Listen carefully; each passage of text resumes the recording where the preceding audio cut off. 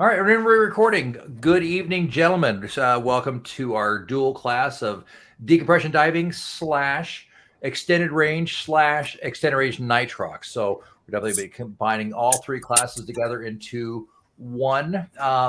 Extended range and extended range nitrox are really the same class. It just with extended range, we just add a little bit of fun extra to that. So I combine them up into one class.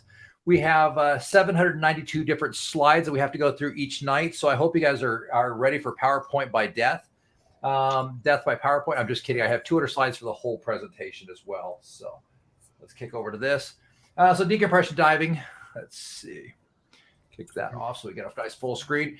Decompression diving, the idea behind decompression diving is giving us the opportunity and understanding of how to dive deeper, longer, and start moving outside of those traditional boundaries that we've been locked into with the good old NDL. So the value to you is that with this is that you're going to learn to understand what's happening with your body, what's happening with the environment and around you as well, and how to use different tools in your tool belt to be able to extend that range out so that you're able to venture into that magic realm called decompression diving. I definitely like it, and definitely it is definitely a different world as well. My qualifications in this, I am certified for decompression diving, decompression procedures, decompression extended range, and decompression chamber procedures as well. So some kind of fun qualifications out there. I'm also a dive master instructor as well. On housekeeping. Good news. Everybody in this group will have the opportunity to present a topic. I feel strongly that if you could teach it, you understand it. The topics we'll assign out here in a minute, but this is the format by which I grade you on this. I look for very simple things. Define in measurable terms what we're going to be presenting today. Explain the value of the topic. Provide a brief outline of overall what we're going to talk about. I'll judge you on your knowledge and skill and practical application of it. I will not judge you on your motivation to purchase or equipment sales. I don't care about that with this. I do add that I want you to talk about continuing education of something in there. Safe and accurate information on the topic. If you start talking about arterial gas embolisms and needing a needle to get rid of an AGE, I will definitely fail you on that topic. And believe it or not, I had somebody that they took away from a science of diving class that's how you got rid of an AGE is with a needle. So obviously somebody wasn't listening as well as they could have been. But safe effort topic message, complete information and logical sequence. Definitely take it from A to B to C for me. Deliver an environmental safe message. I like to talk about the environment. It's something near and dear to all our hearts. It should be. Use of training aids. If you can come up with something, you don't have to don't be complicated on that. I'm not stressing on that. Motivate class participation, ask questions, restate the main topics at the end of it, restate the objectives and restate the value. And that's what I'll be judging you guys on. If you guys would like, I'll be happy to send this form over to you as a PDF. But that's how I judge the format of your conversation. The biggest thing I'm looking for is that you understand it from all the way from the beginning to the end. So some subjects that are available for us: temperatures and effect of the underwater environment, saturation, desaturation model, decompression sickness, Henry's law, equivalent nitrox depth or nitrogen depth. It actually should be narcotic. There we go. Equivalent narcotic depth. I was apparently typing quickly. So we'll need to come up with 2 more subjects. And I was thinking Bullman, don't judge me on my spelling, please. Let's see. And let's come up with one more real quick. And equipment. And that's dealer's choice. So starting at the beginning, who would like to volunteer to be our temperatures effect underwater? I'll take that. This is Dave. Dave B. All right. Jumping right out of the gate. Saturation, desaturation model. Who's excited about desaturation? I'll take that. That's Aaron. All right. DCS. Who's excited about DCS today? I can take that. It's Bryce. Bryce, it is. Thank you for telling me who's talking, because it's I'm looking at a completely different screen than you guys. Henry's Law. I'll take that. I can take that, Ben. Go ahead, Don. Is that- I'm holding out for Bullman. Oh, Ivan wants Bullman. Okay. Let's see, Ivan. I'll give you. All right, we're running low. I'll Who's take got- end. Dustin. Dustin wants end, equivalent narcotic death. Yeah. All right, and finally, that leaves John. John, would you like to talk about equipment? I can do that. I can talk about any of them. Perfect. I'm excited to hear your thoughts and process. That was kind of our dealer's choice. Pick something. By the way, I only want these to be about 5 to 8 minutes, so don't go crazy. I don't need an hour-long presentation on these either. Ivan. Thank you, John, for spelling Bullman for me correctly. I am really bad at my spelling, by the way. So we'll just go ahead and do a quick copy paste in there. The only part, I can't get the little dots above the I. I don't know how to do that. So there we go. All right. Well, for this evening's subject, today we're going to talk about a little bit of the, let's see, sorry, click over the next. We're going to talk about a little bit about pressure. We're going to go through Boyle Law, Gay-Lussac, Charles Law, Dalton's Law. We're going to talk about some best mix and some mod. So let's start us off. So atmospheric pressure, we definitely need have a pretty good understanding of atmospheric pressure, but who wants to kind of help me understand atmospheric pressure? Aaron, if you want to give me a little bit about that. So atmospheric pressure is typically the 14.5 psi or 14.8 psi, depending on where you're at. It's the weight of the air, column of air above your head, clear out to where space begins. Absolutely. So the atmospheric pressure is defined at sea level as 1 ATA for round numbers. Now, magic question, is it ever really perfectly 1 ATA, and why? No, because the barometric pressure changes a lot based on the weather. Absolutely. So it could be slightly above, slightly below, but for the purpose of argument, and because it's a very minor difference in pressure, we definitely carry it as a 1 ATA. In fact, when we're doing elevation diving as well, we can do it by the elevation. The more accurate, if you really want to get down to it, for example, if you were doing a deep dive on the SS Tahoe, which is a 407-foot dive in Lake Tahoe, oddly enough, surprising that the SS Tahoe will be sunk in Lake Tahoe, but you might want to use the atmospheric pressure to make sure that your deco schedules are a little bit more accurate. All right, just to kind of continue down that road, Ivan, you want to talk to me a little bit about hydrostatic pressure and why is it different than atmospheric pressure? Well, hydrostatic pressure is due to the water pushing down on you, and it's a compounding effect as you go deeper, and of course with the atmospheric pressure on top of that. So yeah, absolutely. So it's the weight of the water around us due to gravity. So a couple of things to be aware of as we go through this process. 1 ATA in fresh water is 34 feet. 1 ATA in seawater is 33 feet. So for the purpose of this course, we're going to do all our general work in 33 feet seawater, just to make things easy. Now, when we do our dive planning, which, by the way, I've already done the dive planning, but we'll go through together, and that's going to be class 3 or 4. We will be utilizing atmospheric pressure, so we're able to come up with an equivalent depth and theoretical depth for accuracy as well. I'm definitely a believer in accuracy as well. So overall, good job, guys. Just want to make sure we have an understanding. Let's see. I think that's a duplicate slide. But so what is the difference between Boyle's Law and Gay-Lussac? Anybody want to give me an idea of the difference between those two? Or maybe we'll just start off with, what is Boyle's Law?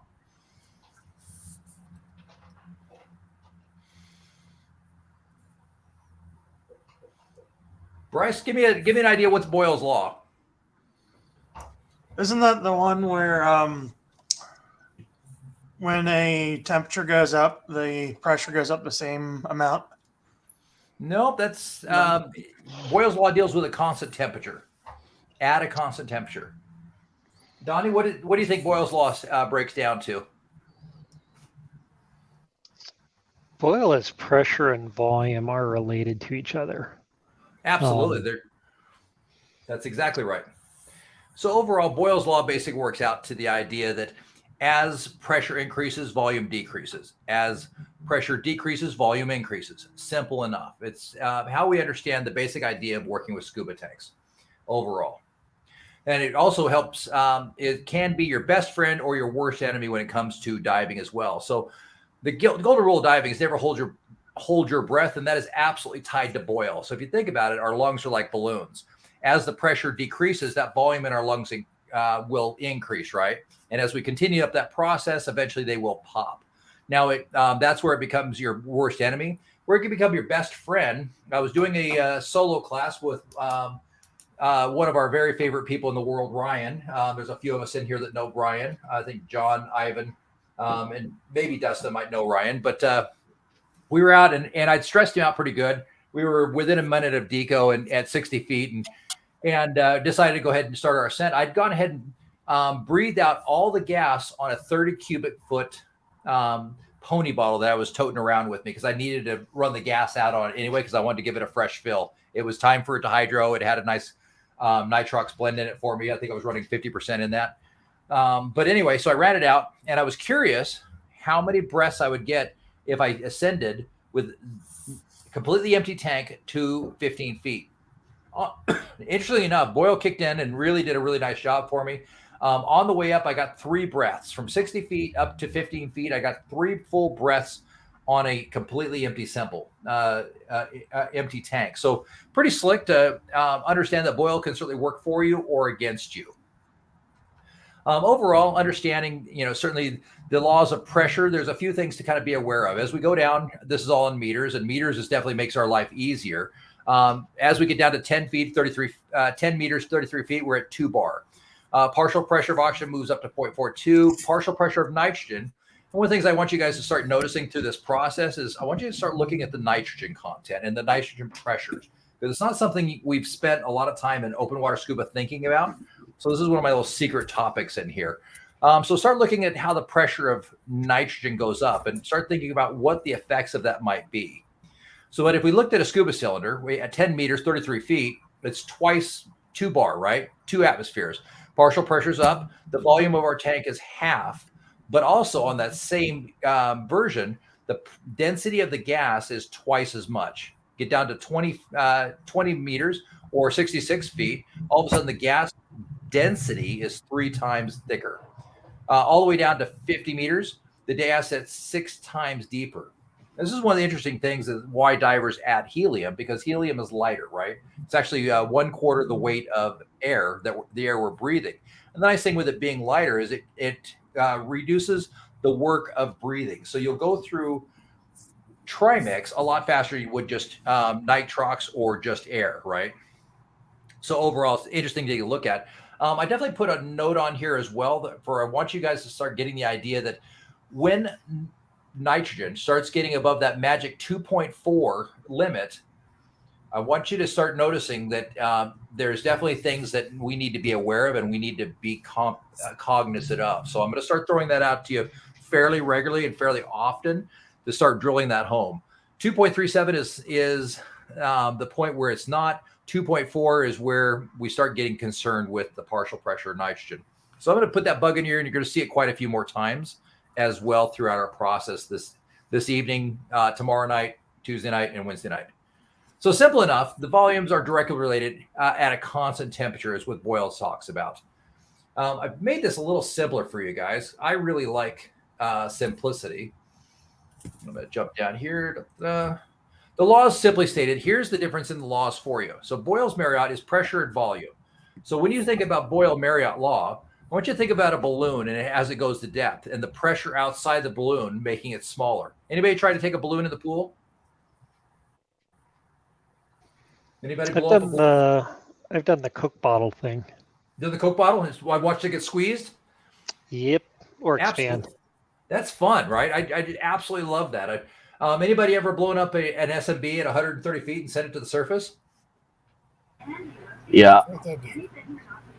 That's a good one, right? If you put about 3 breaths in a large SMB at 130 feet and you send it to the surface, it will overflow at the surface, and the OPV valve will absolutely kick on. So that's what I want you to think. When you think Marriott, I want you to think about that balloon or that Coke bottle going up and down and getting squished. Charles' law is the law of pressure and temperature. So think about a boiling pot or a tea kettle, right? The pressure inside the pot against that lid creates the pressure. And that's what Charles' law does, is it talks about pressure and temperature. Gay-Lussac is volume and temperature. So think about hot air in a balloon and how this is the expansion of the air or the volume inside as it expands. So as the air gets warmer inside a balloon, it gets bigger, right? Henry's law has two sides of it. This side, we're talking specifically about the perfusion. So gas dissolved in a liquid. So let's think about Kool-Aid crystals for a moment in water. The faster we stir those Kool-Aid crystals, the faster it mixes, right?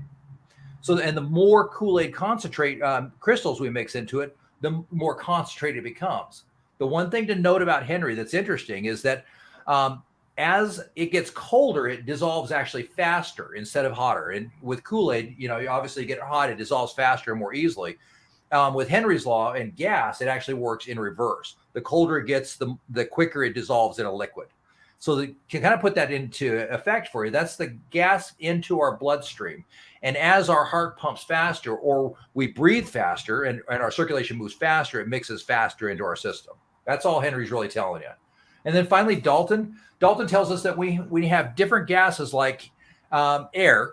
Each gas pushes on things around it at its own strength, and the total partial pressure exerted by a mix of gases equal to the total sum. That's all we're trying to tell you with Dalton. So where do we use these is kind of a better question of the day. So Boyle and Marriott, we use this to determine the amount of usable gas in a tank during a dive. Simple enough. Now, just on a side note, all these laws, Boyle, Charles, and Gay-Lussac all combine into the ideal gas law, but each one has its own place and purpose. And so with Charles' law, for example, it helps us understand this when to stop and let the tank cool off while we're filling, because we're putting a lot of pressure in there and it's heating up, so it's got to cool off. Gay-Lussac's is the effective temperature around us when we get ready to go on a dive. And so that's like the tank sitting in your car. Or anybody taking a tank and jumped in cold water here, like every one of us, and then all of a sudden gets colder, right? And as it gets colder, all of a sudden that tank that we filled at the shop that had 3,200 psi now has 2,900 psi, right? Is that right? Okay, just want to make sure everybody's still awake. John, I can't see you, so I'm going to call on you a lot probably. And so Henry is just basically the perfusion and diffusion of nitrogen in our body during a dive. That's really what we're trying to tell you with Henry. And then finally, Dalton is our one of our best friends here. And he helps us determine the blend of the gas for diving, the maximum depth or the best gas to dive with. That's really what we're trying to tell you with all those laws. Simple enough, guys? Sounds pretty good. All righty. Let's see. So we went through that, simply stated. So overall, we can combine these all into the general gas law. By combining, we know that Boyle's law with Charles' laws, we come up with the general gas law, which is P1 times V1 divided by T1. So pressure 1 times V1 by volume 1 divided by temperature equals pressure 2 times volume 2 divided by temperature number 2. So there's a direct correlation between those two, but we can certainly break them out into very simple what they do. One's a balloon, one's a boiling pot, one's a hot air balloon. Easy enough, guys? So just a knowledge-based question. Don, nitrox is the term to describe breathing gas made up of oxygen and nitrogen mixes, with the oxygen percentage being higher than what? That would be 21%, Ben. That is exactly right. The percentage of oxygen needed in a gas mixture for a diver to maintain consciousness at sea level is what, Bryce? 16%. That'd actually be 10%. Oh, okay. There you go. All right. We've already covered this. There's some repetition. So with Henry's law, why would we need to be concerned with lower temperatures? Ivan, what do you think? I know I've covered this with you, so you should be able to answer this one. With Henry's law? Yeah, Henry's law. Lower temperatures. Well, things get smaller and cold, but I'm sorry, say that again. well, you absorb more at lower temperatures. Absolutely. So yeah, as you go on, you on gas faster. You on gas faster, absolutely. So it's something definitely be concerned about, that we'll have. We need to worry about the gas loading up on our tissues more frequently. Now, where that really starts getting even more important is for those among us who like to ice dive, because we're just not sane people, or those of us who want to tech dive in Idaho. The partial pressures of nitrogen that are absorbing into our tissues become a very, very big deal. So just be aware, as it gets colder, those partial pressures of nitrogen are going to load up in your system a lot faster than you're usually accustomed to. So Dalton's law is basically the law of partial pressures as well. And I think we've all got a pretty good understanding. But just to make sure, if you wouldn't mind, Dustin, would you give me kind of an overview of what am I trying to tell you with Dalton's law here? How do you interpret this slide for me?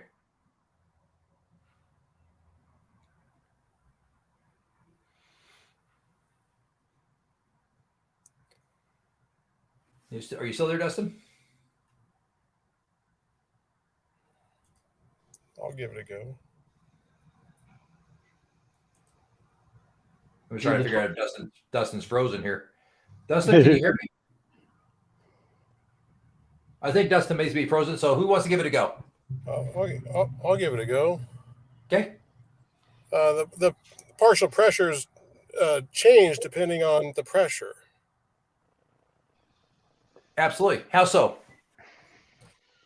Well, as you go down, the partial pressures will increase. So the more atmospheric pressure you have, the higher the partial pressure will be. Absolutely. And how would that affect partial pressures when we switch up to nitrox instead? Well, they're still good. You still want me to answer? Is it? Yes, please. Yeah, continue on. Well, they're still going to go up, but they're not going to go up as dramatically, depending on if you stay, above your mod. Then you go into the equivalent air depths and stuff like that. So. Absolutely. So let's look at it from the other side of the coin for a moment. As we're looking at this higher percentage of oxygen and lower percentage of nitrogen, how do you think having a higher percentage of oxygen will affect the nitrogen, and how will having less nitrogen affect us? Give me a couple of reasons why that's going to help, and why and how that's going to affect us. Well, gas can only be made up of 100%. If I add oxygen, I end up having to subtract something else to make it 100%. That'll reduce the nitrogen. If I have less nitrogen in the mix, then the narcotic potential of it is lower. Exactly. That's exactly what I was looking for, is the narcotic potential of that is lower as well. Now, question for you guys, and I don't need an answer right now, but I'd like you guys to think about that. Think about this for a moment. What happens? Is there a narcotic effect to oxygen? I think the answer is it can go either way depending on your view, but oxygen's used fairly quickly as it arrives at the cells, especially in your neurons. So it's unlikely that its partial pressure in your cells is going to be much above the normal 0.21 or something like that, regardless of what's in your actual lungs. So it shouldn't really matter, even if it is narcotic. Absolutely. And that's definitely, it's a debate right now, but it's definitely something to be aware of. Yes, there is a narcotic effect to it, but because our bodies metabolize oxygen instantly, it becomes less of a concern in a lot of ways.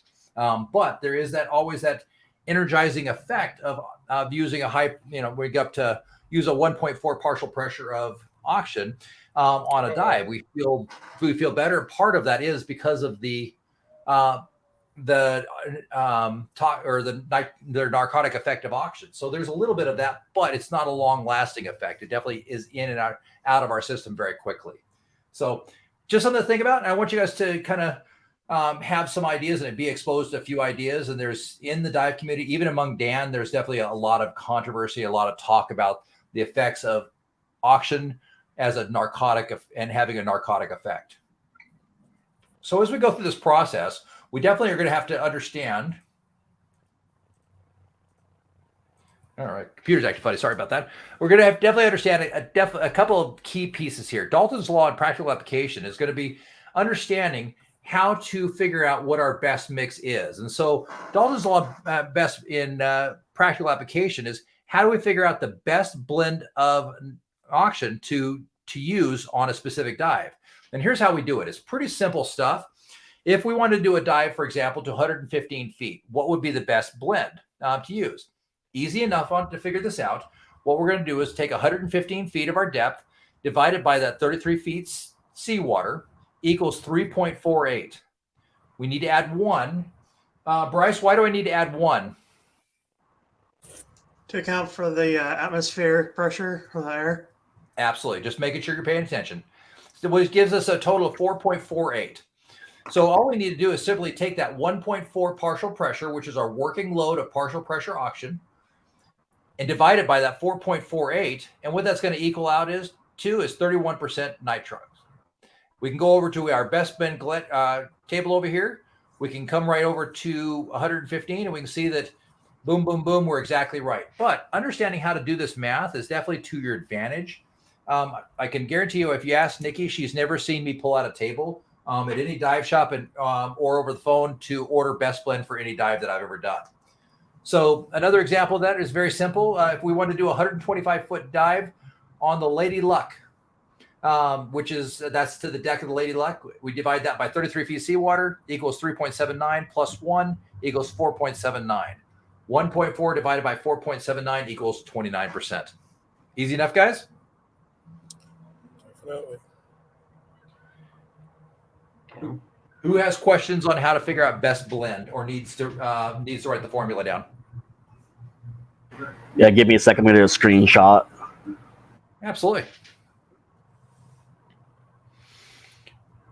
And let's go ahead and do one for practice. How about that? So if I wanted to do a dive, and so hopefully everybody has their pencils and paper ready and their smart caps on. If I want to do a dive, and I'll make it even easy for you, to 99 feet. Let's do this on the fly. If I want to do a dive to 99 feet, what would I need to order up? What would be my best blend of nitrox using a 1.4 working load of partial pressure 35%. for my limiter?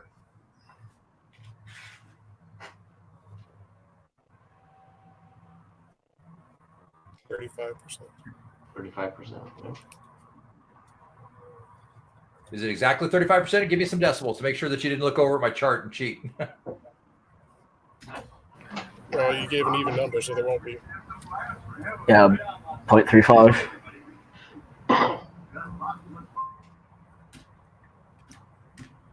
Exactly. So 99 divided by 33 equals 3.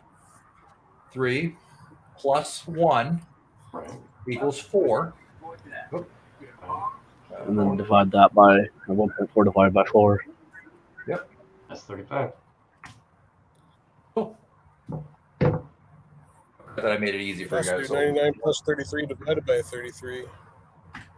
divided by 4 equals 0.35 is exactly right. It's exactly even. I forgot that I made it easy on you. I'm blonde. Here we go. So, sorry, 35, and I have typo. So, Bryce, help me understand, how will this affect your nitrogen exposure by running a best blend? It lets you use the minimum amount of nitrogen, or put the minimum amount of nitrogen in the blend without going over your max operating depth. Absolutely. Absolutely. So that's our overall goal, is how do we reduce the amount of nitrogen we're uptaking? So it does a couple things. It reduces our exposure to nitrogen so that we have less of the narcotic potential of nitrogen, right?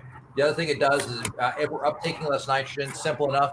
The idea is the same thing with a backpack full of water. If we fill the backpack full of water all the way up, we got a lot of water to get out of that backpack at the end of the day, right? But if we only fill it up halfway, it's not nearly as much to dump out at the end of the day, right? So less nitrogen that's going into our system on a dive, less nitrogen to come out, makes us a safer diver as well. Simple enough? Cranking through this. I wasn't sure how fast we'd get through this. Benjamin, I have a question. Yes, sir. So So if I'm hearing this correctly, and I'm going to go to the extreme. So if you go to 155 feet or 150 feet, you're using 25%. That will reduce the nitrogen you're onboarding, which in return could reduce the effective nitrogen narcosis. It can absolutely. It'll give you a different equivalent narcotic depth. Okay. So it'll be the same as being 4% shallower overall, Interesting. roughly. So you'll have a lower narcotic effect overall. But there's definitely you're definitely still stepping into a higher percentage of nitrogen than you'll want to deal with. You're right at the edge. And just so you guys know, let's see, when I started tech diving some years ago, all the agencies said you could do just air to 180 feet. That was the limit. They said, no problem. You guys want to go 180 feet? No problem. You can do that on air. And then they thinned that back down. They said, well, we might be a little far out there. So let's thin that back to 175 feet. And they said, well, let's thin that back. Let's take that back to the next level, and we'll take it to 150 feet. So that's where we're at currently. And there is talk about pulling that back to the 150 feet, or from 150 feet to 130 feet. So right now that's the maximum at the end of this course that you'll be certified for is the 150 foot mark, or 45 meters. But exciting is that you'll be able to get down there right now and at least understand the basics idea of that. And I've got some nice deep dives planned for us at Bear Lake as well, so I'm pretty excited about that too. But anything past that magic 45 meter mark, you're going to want to move to the very next level. Is going to be trimix, and teaching trimix out here is damn near impossible. It's definitely, it's a tough thing. Last time I was in Florida in November, we wanted to do some trimix dives, but we couldn't get the helium. And if we're having a hard time getting it in Florida, then we're probably going to have a harder time getting it mixed correctly in Idaho or Utah. So just heads up on that. That's kind of where we're going, and kind of the go no-go zone. Simple fact, you all should have a pretty good understanding of this, I hope at least. But there's two partial pressure dynamics that we work with, and this is again based upon Dalton. 1.4 is a maximum partial pressure for a working load. Now, 1.6 is the maximum operating partial pressure depth. And where that 1.6 is going to come in to play for you guys is you can certainly go past the 1.4 for short periods of time, or you can go to 1.6 for your deco as well. It works differently on working versus your oxygen toxicity than it does on deco than it does on normal. So just heads up. So if a diver wants to know how deep he can dive with a 40% blend of nitrox, he's simply going to take that 1.4 divided by the 0.4. It's going to equal out to 3.5. He's going to subtract out the surface tension, and he's going to get 2.5 atmospheres. 2.5 times 33 is 82.5 feet. Simple enough. Who doesn't understand this formula that we need to kind of go through overall a little bit more deeply? Bryce, have you got a pretty good understanding of how to figure out MOND? I think so. Who needs me to send these both these formulas to them via email?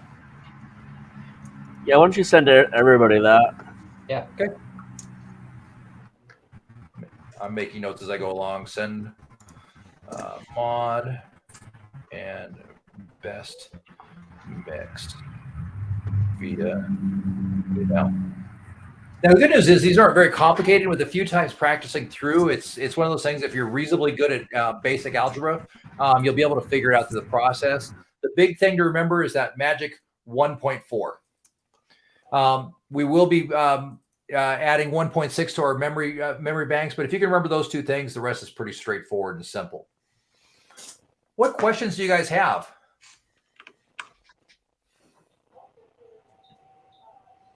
You guys crushed it. So overall, in part one of this, we went through and we gave a kind of a brief overview of some of the laws. We talked about Dalton's law, Henry's law, Gay-Lussac. Bonus points if anybody can tell me the difference between Marriott and Boyle. Who knows the difference between Marriott and Boyle?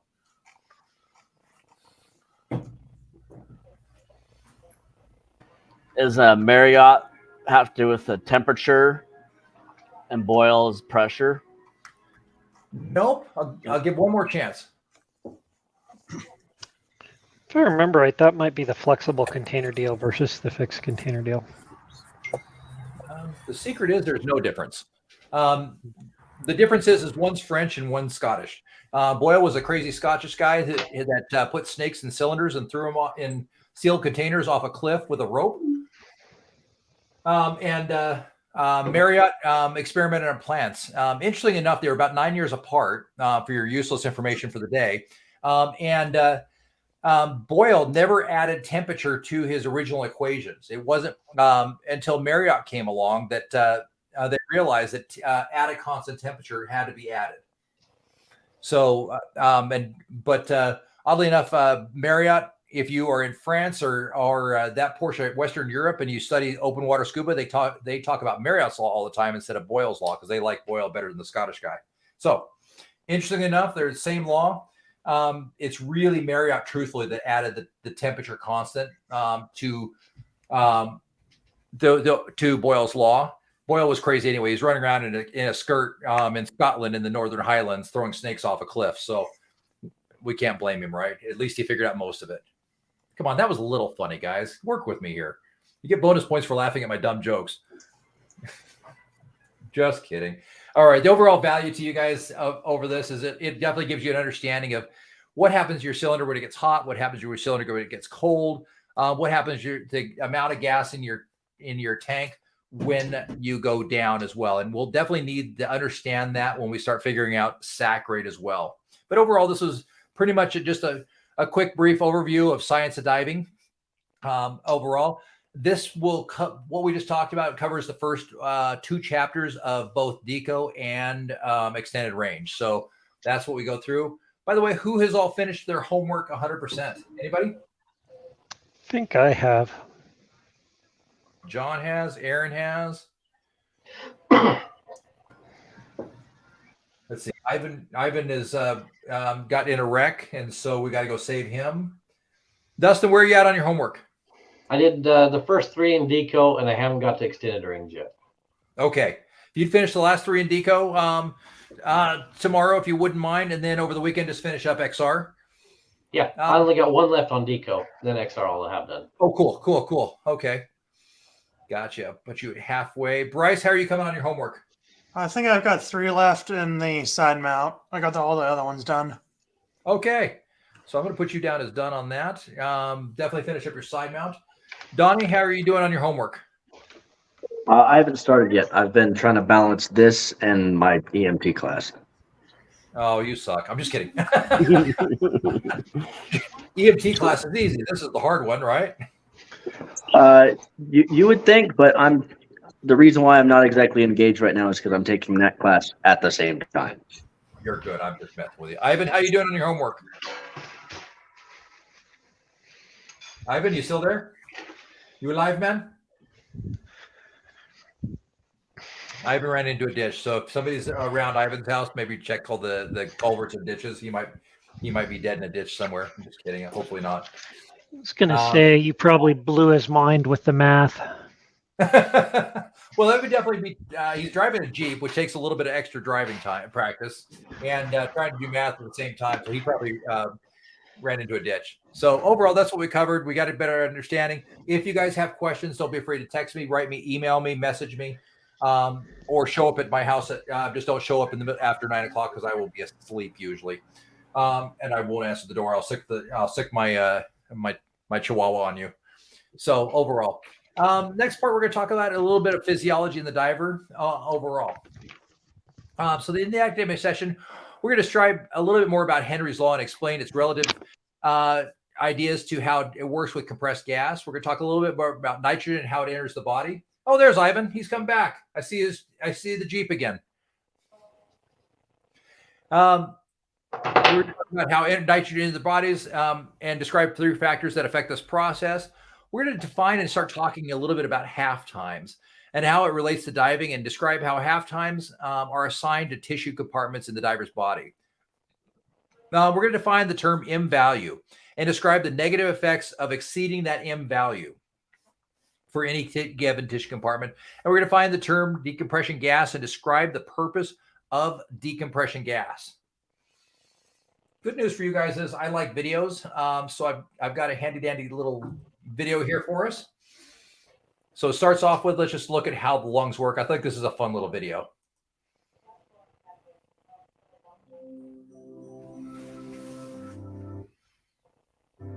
It's a TED Talk. Many of us have hundreds of things on our minds at any moment, often struggling to keep track of everything we need to do.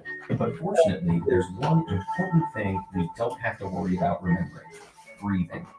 When you breathe, you transport oxygen to the body's cells to keep them working, and clear your system of the carbon dioxide that this work generates. Breathing, in other words, keeps the body alive. So how do we accomplish this crucial and complex task without even thinking about it? The screen's black. The body's respiratory system. Are you serious? Let's see. Yeah. Has it come back yet? No, it's like it's. Thank you not for letting me sending know. the video feed. Is it back? Nope. No. It's not sending it at all. Unshare. Share screen. Thanks for letting me know, guys. I hate when that happens. Let's see, window. Is it back? There we go. All right. Sorry about that. No worries. Freaking internet.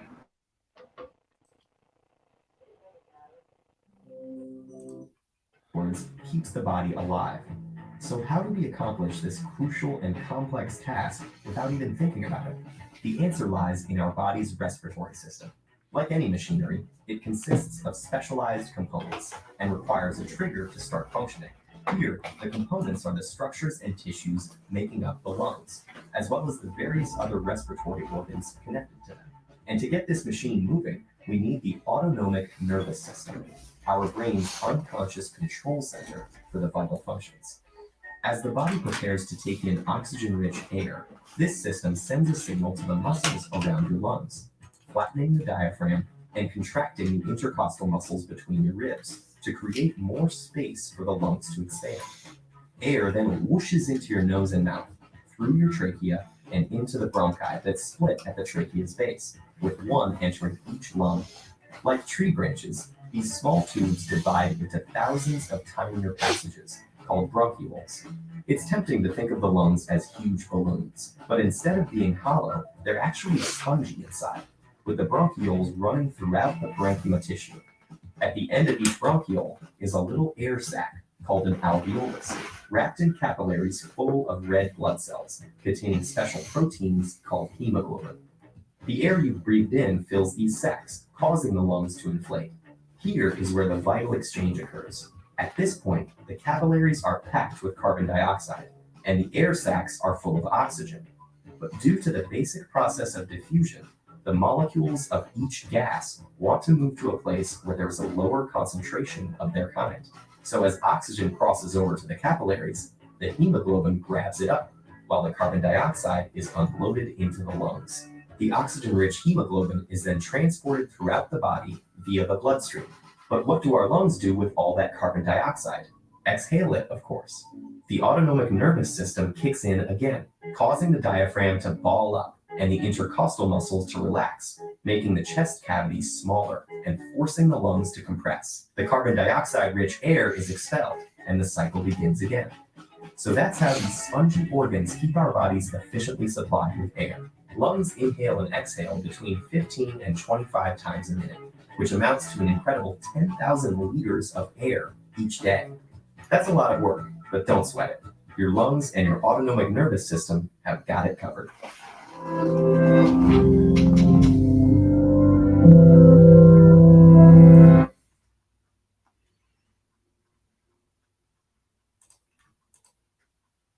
All right, guys. Who wants to give me one thing you got from this talk?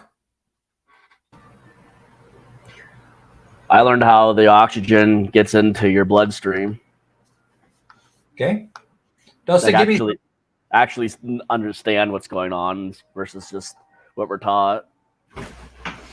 I like that video because it's video and audio as well. Dustin, give me one thing you learned from that video. Right beyond that is how the oxygen and the CO2 is exchanged, and then the CO2 comes out. Perfusion. It's an interesting way that we don't talk about normally, and how perfusion works. So I like that it talks about that a little bit. Aaron, you probably already knew all this by rote, and you probably actually wrote the script for this, but give me something that you liked about this.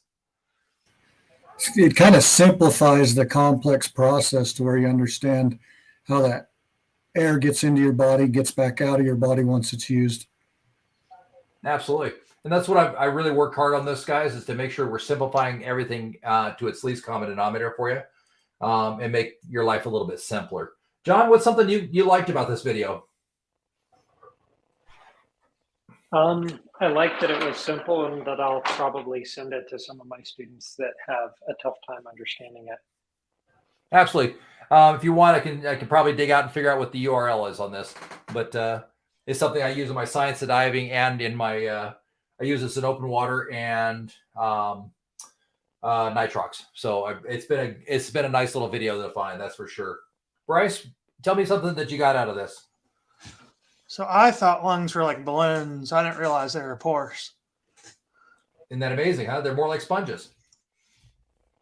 Absolutely.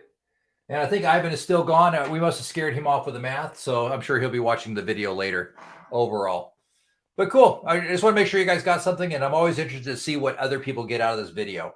Out of this today is a different idea of perfusion, and how the components want to be where there's less of themselves. They want to populate more of what's where they're not at. So if there's less oxygen in a space, then the oxygen where it's heavy will want to be to the place where it's not. Perfusion. Yeah, they're always seeking a balance. I'm sorry, diffusion. Sorry. I'm having a brain aneurysm apparently. So diffusion. Sorry about that. But I thought that was an interesting concept of looking at diffusion. Sorry about that, guys. So overall, the cardiovascular system and pulmonary system have a lot of different functions. They deliver oxygen to the cells. They pick up that carbon dioxide. They deliver nutrients for cell growth and metabolism. They fight infections and disease, injury control, transmitting the blood waste and the products as well. Now, to kind of jump into this just a little bit, and I like kind of bouncing around a little bit. One of the reasons it's interesting, that I think at least, is this one right here.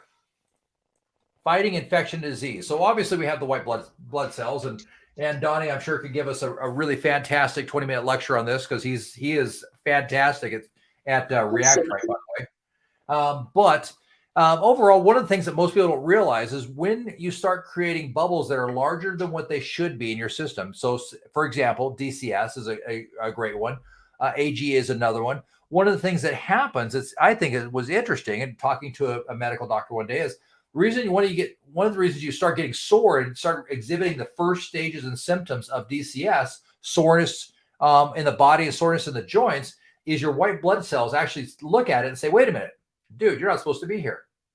And then they start fighting it, and they get them and all on board, and that's one of the reasons when you get a cold, your body gets sore. It's your internal structure is fighting off what it's not supposed to be there. And as it causes this internal battle, and as Donnie and any of us that have been through, tough situations where we've been in the desert humping and pumping with a pack, there's no good part of war. If something goes to battle and goes to war, there's a lot of energy that expended to cause that to happen. And the same thing happens in our body. When it goes to war with the things that aren't supposed to be there, it's one of the interesting things about it that causes soreness in the joint, soreness in the body, is that the white blood vessels and blood cells are actually jumping into the battle as well. So it's one of the interesting things about that we don't realize, and we don't talk often enough about the cardiovascular function overall. There we go. So inert gas absorption technology review. Partial pressure. Who wants to explain partial pressure to me really quickly? Bryce, can you give me a quick 3 sentences about partial pressure? Yeah, so it's the percentage of the gas times the pressure exerted on it. Absolutely.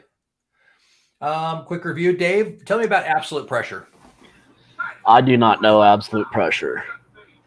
Aaron, you want to give us an update on absolute pressure, since you already did it once? So the absolute pressure is your, I guess it'd be the pressure exerted on you by the atmosphere, as well as, like, if you had a gauge pressure, that's in addition to the atmospheric pressure. Absolutely. So absolute pressure will be the total pressure exerted on an object, right? Absolute or total. If it were up to me, and I were rewriting physics, I would restate this as just total pressure. The total pressure exerted on an object. I think that seems simpler, but unfortunately, the physicists have decided it's going to be absolute pressure. God bless Control Z, by the way. So absolute pressure is just really the total pressure, all atmospheric pressure and overall pressure that's being exerted on an object. How about bar? John, you want to give us a little understanding of what bar is? Yeah, 1 bar is effectively the same as atmospheric pressure. So then every 33 feet or every 10 meters you go down, you add another bar. And it's basically a metric way of saying the weight of the atmosphere, which would be 14.7 in imperial for those of us that haven't learned the metric system. Absolutely. I think I would be willing to award bonus cool points to somebody in next session that can tell me why it's called bar. So I think that would be definitely an interesting one as well. Donnie, why don't you take those last two, because I feel like they are related. Alveoli and alveolar air.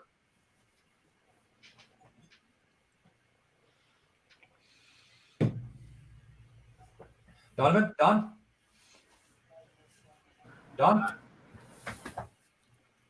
Don?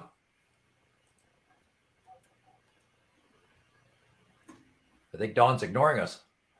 Let's see. What? Sorry, I'm trying to balance. And important deals and go from there. One more time, Ben. I do Can you have give a us question. alveolar air? Yeah, alveoli are the smallest portions of the lungs. They're very, very fine membranes that ride between that airspace in the lungs, those little sacs, and then the capillaries. And they're so thin they allow the gas to pass directly through into the bloodstream without letting the fluid in the blood into the lungs. And they're so thin that different pressures, hydrostatic pressure, atmospheric pressures, can push fluid through them, depending on whether they're like within range or not. So they're super important, but there's so many of them that it has to be like a systemic thing to really blow them all out, kind of like a safety in numbers type thing. Gotcha. And roughly, there's about 300 million of those. That's a freaking lot. All right. So overall, as we deal with this, what we're dealing with, and truthfully, what we're understanding, we're starting to build an understanding of, is the inert gas absorption into our system. So let's talk about a little bit of pressure at depth, gradients, fast and slow tissue with perfusion, well-perfused tissues. Oh, now we have 2 Ivans. Ivan went away again. Oh, just in case he comes back, I'll add him to the stream anyway. We have the perfusion, well-perfused tissue, the poorly perfused tissue, and absorption rate. So overall. So eliminating inert gases. Oh, I guess this is I just put all this together, so I'm still figuring out where all the slides are. So overall, the inert absorption of gas, pressure at depth, as we get to a deeper depth of pressure, deeper depths, that pressure of will start affecting the partial pressure of the gases we are absorbing, right? We're absorbing and working through oxygen very quickly. But the thing is as we're going through this, the partial pressure of that nitrogen and helium, when we get to that point, are going to start absorbing into our tissue points. There's a point of maximum absorption rate that a cell can attain, and we call that the M value, the overall maximum value or maximum amount. So think about M as being the maximum of anything, the maximum amount of anything that something can hold. So when we get to that point where our particular tissue has absorbed all the nitrogen or nitrogen and helium, we're only going to talk in nitrogen. When we get to that point, it's said to be at its maximum value. Now, when does a tissue get to where it's 100% perfused? Ascension, descension, or leveling off? Ascension. Ascension's one of them. Will a tissue become 100% absorbed or maximum value on a descent? Some of the fast ones probably do. Really? 5-minute tissue, if you're descending slowly, it can take quite a while to do that. Yeah. It's all based on rate. Truthfully, on descent, they as long as we're continuing with the descent, then the fast ones maybe, but most likely not. Because the problem is the partial pressure and the size of the gas rate that we're trying to absorb becomes getting smaller and smaller and smaller. So it's able to take more and more on. Where we start to get into the point where we get into max value is when we remain at a depth long enough, we'll perfuse the tissue to where it gets to an M value. As we start that ascent, the size of those molecules start growing in size, and we absolutely get to that point of the M value overall. So how we control this is called the gradient. And overall, what we've discovered is we had Workman. He came up with Workman's critical difference after coming through and understanding that there was a basic amount of tissue compartments. He started understanding that after Haldane's theory, saying that there was 5 tissue compartments, he came up and said, wait a minute, I think there's more. I think we have a bigger amount of tissue compartments to worry about. And so he took it from 5 to 8. And then eventually Bullman took over, and Bullman said, wait a minute, we feel like there's a lot more tissue compartments than that. And so Bullman eventually got up to the point where he had said there's 16 tissue compartments, all the way from fast to slow. And if you think about each tissue compartment, each one will absorb and diffuse gases at a different rate based upon their solubility. So overall, if we think about it, if we try and boil fat, it doesn't boil really quickly, right? If we try and boil meat, it boils faster and cooks faster, right? It's because of solubility, the ability for the gas and for the liquid to be able to saturate into what we're doing, right? Think about as you're trying to marinate a steak. It takes a while for it to really marinate in to get all the juices and everything inside of it. That's what we're really doing with this. And we have faster tissues and we have slower tissues. So fast tissue would be like sinew, like the brain stem, like the brain itself. Slower tissues would be things like fat, and muscle would be a slower tissue. Well, Bullman came along and he said, there's 16 of these compartments, and they range in value and speed of which they'll be able to absorb or diffuse gas at different rates. And if we look at these as 16 different values, it starts to make a lot larger sense of why we need to take longer to do certain things. And so what we've been able to do is Bullman said it takes a specific amount of time for each one of these. We apply a gradient over top of that to add an additional level of safety. So if we know that the half time of a tissue is 5 minutes, we can add a gradient factor over top of that to take that 5 minutes of saturation point down from 5 minutes to whatever we feel is more appropriate. So that's basically what a gradient is. It's an overlying safety line that we personally apply to take the tissue and compartments and the algorithm that allows the gas to perfuse in and out of a tissue and add an additional safety line to that. And so we're going to definitely go into that a lot more deeply a little farther into the class. But overall, a tissue is said to be well perfused when it gets to it starts heading towards its maximum value. If it's poorly diffused tissue is it's not absorbing as quickly, and it's not working as quickly as it possibly could. So let's see. I'm sorry about that. Is my slide changing on your side? Yes. Okay, good. It's not changing on one of my monitors, and I'm trying to figure out what the heck's going on. So there's been times I've been looking at one model on one screen and something else on a different screen. So eliminating inert gases, we've built up these saturation desaturation models, and like I said, it started with Haldane in the early 1900s, 1906. It eventually went to Workman in the 50s, and he came up with the basic idea of critical difference, saying that a tissue will start saturating to a point we need to start adding a safety stop, or we need to allow a specific amount of time to allow the nitrogen to come out when it comes to a critical difference of 2-to-1 ratio. Now, he started looking at that model and he said, wait a minute, if we just go to a 2-to-1 ratio, we're only looking at half of the equation. We've got a bigger problem here.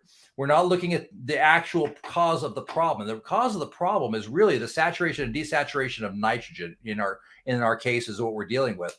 So what he came up with is he said, wait a minute, when we get to a 2-to-1 ratio of nitrogen, that's when we need to start worrying about a saturation model of an M value, that we get to the point where we have to start allowing the gas to diffuse from the tissue enough where it can become problematic.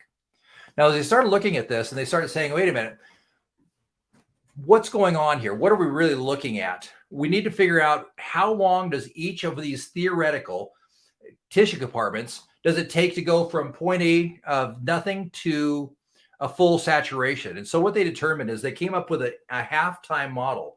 And what that is what's the half of the amount of time it takes to fully defuse or perfuse a tissue compartment. That's what so they came up with that. So they started coming up with a point of when is a tissue going to be super saturated. And when it's super saturated, we're hitting to that point where we're hitting to the M value of 100%. Oh, Ivan's back. There we go. Sorry, my screen changes when different things happen. Oh, he didn't die in a ditch. Good. Ivan, we're glad you're alive. Made it back. We were concerned that you'd crashed into a ditch. Driving video, no good. So. There we go. Well, the good news is we're recording this as well for your enjoyment as well as mine. So overall, we determined these half times, and we said supersaturation happens when we start the ascension process. We're supersaturating a cell to the point it has to start now letting the gas off. And so as we started looking at the supersaturation times and how fast we're letting this gas out, we had to do something. We had to say, wait a minute, what happens if we supersaturate something too quickly? You know, if we go out and we soak our yard with water, and my wife hates this when I do this, but I'll turn the hose on in the backyard and I'll just let it run for 3 days. We don't pay for water here in my house, so don't worry about that. I'm not wasting water here. We've got plenty, I guess. But overall, the idea is for a certain amount of time, the water soaks in the ground, right? But there's that point where you get the supersaturation where it's not able to saturate into the ground any further. It sits on the top and it's not able to saturate any further. The same thing happens in our tissues as we start our ascent. They start to come to a point where they're super saturated and they have to start off gassing. They can no longer hold a specific amount of nitrogen. So they come to what they say is they call super saturation, and it starts letting the gas off. So what we have to do is they said, wait a minute, something's got to happen here. We've got to slow this down, because if we super saturate too quickly and we start letting this gas off, it moves from the term bubble seeds to silent bubbles to eventually to dangerous bubbles.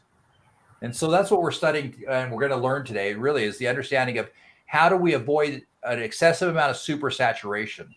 Now, some of the ways we can do that, and the main we can do that is either through slow ascent times, making sure we're doing decompression stops, or using a decompression gas.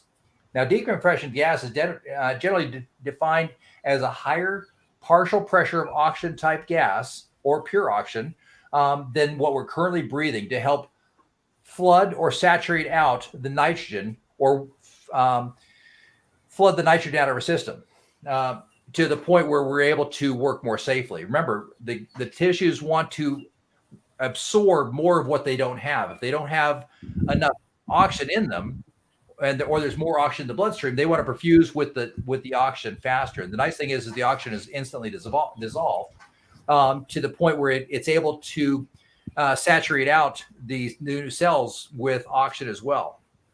So the definition of decompression gas is any gas that's higher partial pressure of oxygen than we're currently breathing, that will help flush the nitrogen out of our system more quickly. The purpose is exactly that, is to flush the nitrogen out of the system more quickly and more easily in a decompression stop or on an ascent. The value to you is literally a good decompression gas, when it's run correctly at the correct depth, will reduce the amount of decompression time you have by as much as 50 to 60%. So who would like to spend 50% less time at their deco stop, sitting in the middle of a on a John line or waiting to come up? Absolutely. Having spent 45 minutes and an hour at a decompression stop in the middle of the ocean watching the jacks swim by, I can promise you that there's only so much excitement you can get from watching the jacks and the angelfish swim by as you look at all your buddies below or look at the ocean where you want to be, as you sit on the line going, I am ready to be out. So the nice thing with diving around in Idaho and doing tech diving around in Idaho or shore dives is with a shore dive, at least it gives you something to swim around and enjoy, and you can do your deco in motion. So that's one of the benefits. Unfortunately, a lot of the deco dives I'm guessing that you guys are going to want to do are going to be out away from shore. Deep wrecks are definitely one of my favorites. But the problem is there's not a lot of deep wrecks within 1,500 to 2,000 feet of the shore. So unfortunately, you have to take a boat out to it, and you're generally on a John line out as well. Anybody have any questions on that?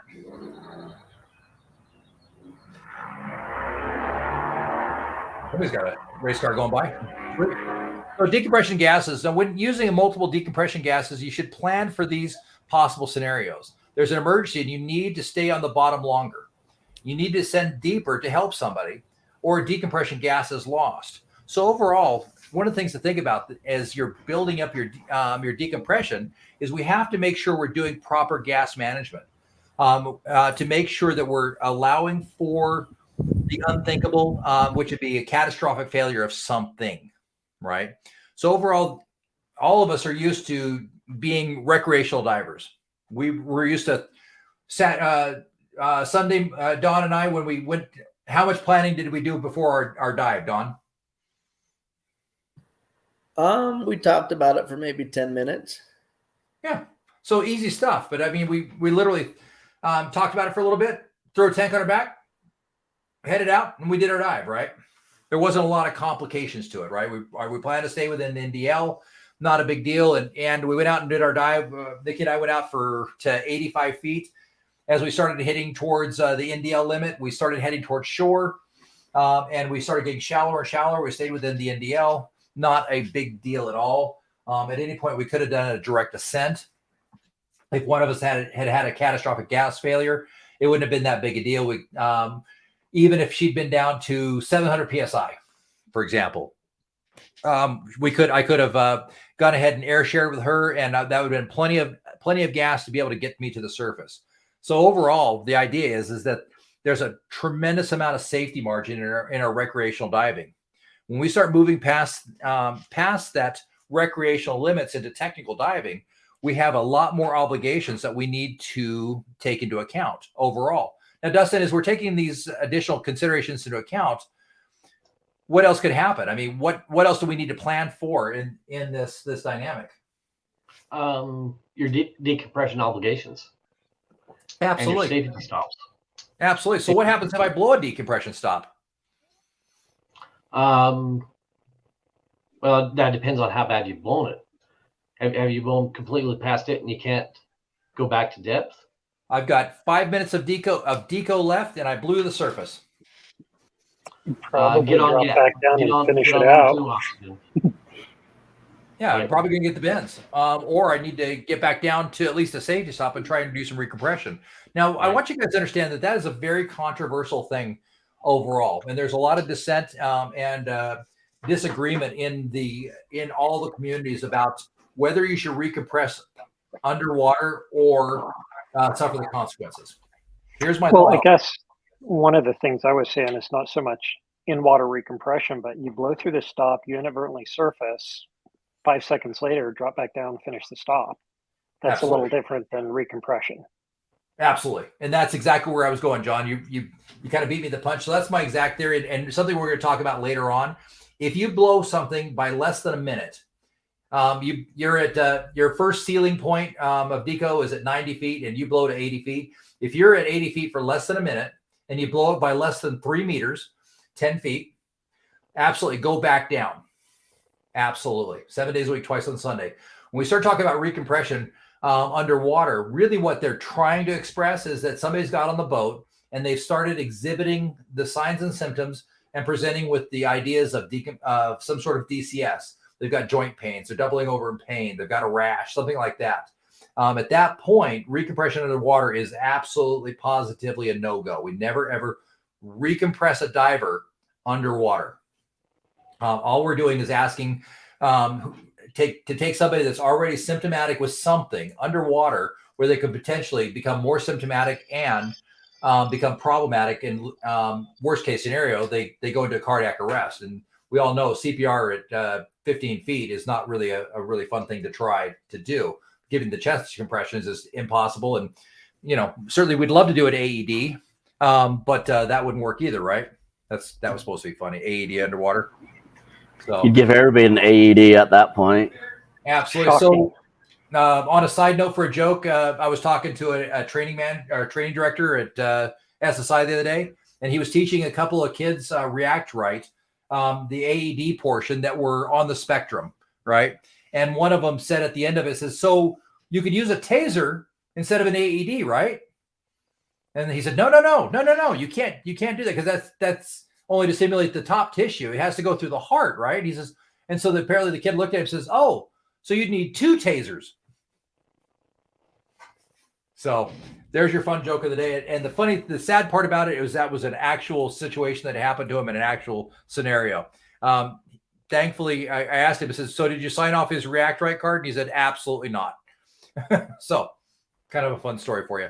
So overall, the idea is I just want you guys to understand that there's not a lot of shortcuts in tech diving. What we're doing is we're thinning down the spectrum of safety considerably. So if we're thinning down the safety margin considerably, what's the biggest thing we need to make sure we do before every dive, Bryce? Make sure we plan it out. I can't hear you, Bryce. Make sure you plan a dive out. Bryce, type it in the comments and I'll go to Dave. Dave? I'm going to repeat what Bryce was saying. Make sure you plan it out. Absolutely. Sorry, I must have hit mute on my keyboard. Sorry about that. Bryce, go ahead and talk to me again. Can you hear me now? There we go. It was me, not you. I'm sorry. Just like my last girlfriend said, it was me, not you. All right. But yeah, absolutely. So we got to plan our dives. Most dive accidents can be avoided by planning our dive and diving our plan. We've got to make sure that no matter what we do, we're planning out what are going to be, Dustin, what's one thing we've got to plan out before a tech dive that's super important? Gas usage. Gas usage, absolutely. How much gas we've got, right? Don, what's something else we need to plan out for a tech dive? Bailout. You need to make sure that at any point in time you can get to the surface with absolutely. your buddy. Using rule of third. Absolutely. So we've got to make sure that we have enough gas for us and our buddy to be able to make it to the surface. Ivan, what's the third thing we need to plan very carefully when we're doing our tech dives? Well, depth. You need to know where you're going and what you're doing. Absolutely. So in terms of depth, what specifically about depth do we need to make sure we're planning out? Well, how deep you're going and how long you're staying. Absolutely. Part of your dive. Absolutely, because we want to make sure we understand how much deco we're going to actually end up with. What's going to be our decompression obligation? Absolutely. Now, the good news is if you guys do dive planning, the way I'm going to show you later on in probably day 3 or 4, overall, you should come up with more than enough gas. The benefit is that the dive planning software is going to plan for the deepest depth and for you to stay at that deepest depth. But overall, as you guys plan these dives, you're never going to stay at the deepest depth. You're going to hit the deepest depth and you're going to come up, right? Making sure that you stay, whatever your planned depth is, maximum depth. If you say your maximum depth is 142 feet, don't go below 142 feet. It's pretty straightforward. And make sure that you're staying above that line and you have that control. So we plan that depth out and we understand that we're going to spend the time at this, but we also know we're going to come up and down. Our ascent rates are going to be different. Our descent rate's going to be different. So that's why we want to make sure we're wearing a good quality dive computer to make sure we're taking into account. So overall, if we plan with the computer, plan with our dive planning software, which hopefully all of you got the link for the dive planning software, and then you actually use your computer, it'll add an additional safety margin for you. And that's all I'd ever want for you guys, to make sure that we plan our dive our plans, and that you work within as much safety margin as you possibly can.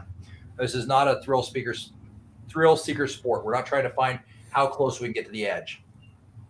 So everybody have any questions about when to use decompression gas or why? David, you got it? Yes, I do. All right.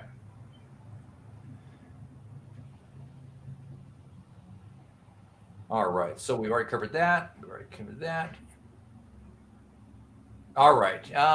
The desaturation gradient we covered, I feel, controlling the desaturation process is through the ascent rate, proper ascent of rates and stages. We've talked about that. So proper ascent rates, decompressions, and proper ascent rates. So overall, one of the things that a lot of people don't understand, and it becomes a kind of an aha moment when they start talking about tech diving. What's our maximum ascension rate that we teach? We scream from the top of our lungs to the bottom of our lungs overall. 30 feet. 10 meters per minute. 10 meters a minute, 33 feet per minute. We scream that from the top of our lungs. John, why do we preach that to our open water students? It gives them a reasonable frame that they can use to kind of guide their ascent. Absolutely. But it's super simplistic. It is super simplistic. So how would the effect of that be with your open water students? Because we're teaching them to 60 feet versus me, who I'm out in the doing a trimix dive, and I'm at 200 feet coming up to say 140 feet. I don't think I caught the question. So how would that affect? So we teach our open water students 33 feet per minute because of the pressure gradations. How does that equivalent out to if I do a dive and I'm at 200 feet and I'm coming up to 140 feet versus 60 feet to 0 feet?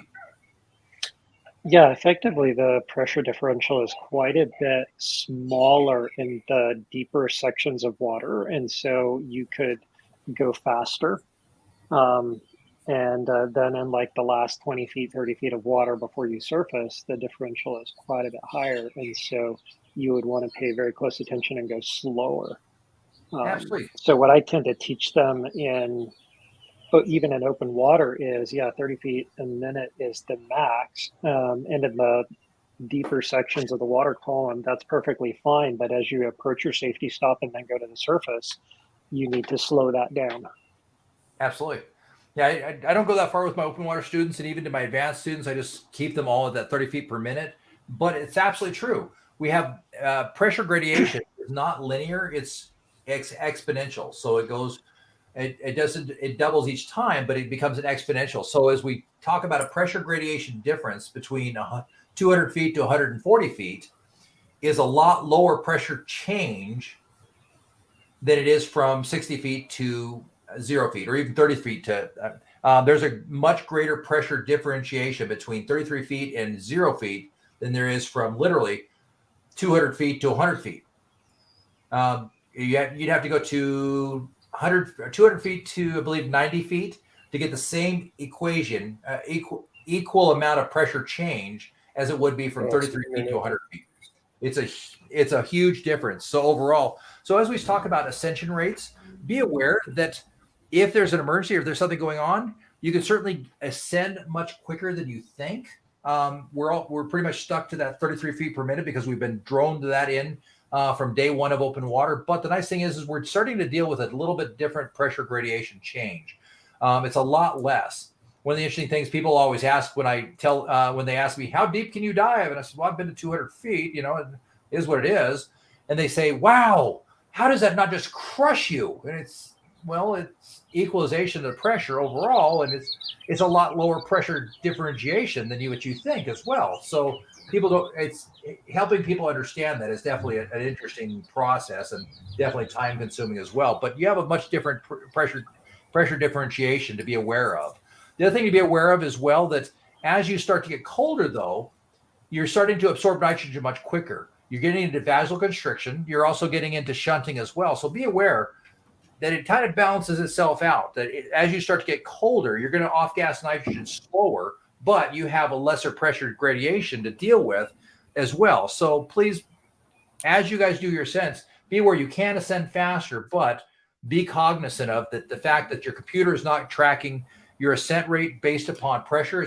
It's bracing it upon the 33 feet per minute, but it's also not taking into account elevation. It's also not taking into account temperature change as well. So be aware that some of those things, the computers can only do so much.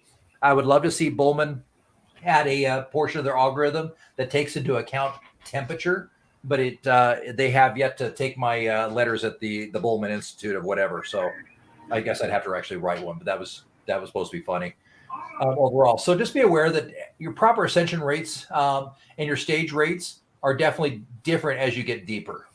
I think that's supposed to be actually there. Stage decompression. What we're talking about here is stage decompression is that we're switching to a different kind of gas, and we're stopping at specific stage points to be able to start changing the percentage of our off-gassing percentage based upon the decompression mix that we're doing. Now, one of the things I don't like in how they put it in the book, because it gets super confusing, there's a difference between a stage bottle, a deco bottle, and a pony bottle. Who wants to tell me the difference between the three? Bryce, you want to share that one with us?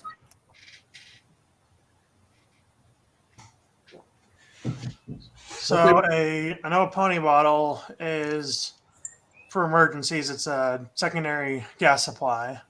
Mm-hmm. There's deco bottle. I'm sorry, what was the other one? Deco bottle or a stage bottle? What are the differences between those two?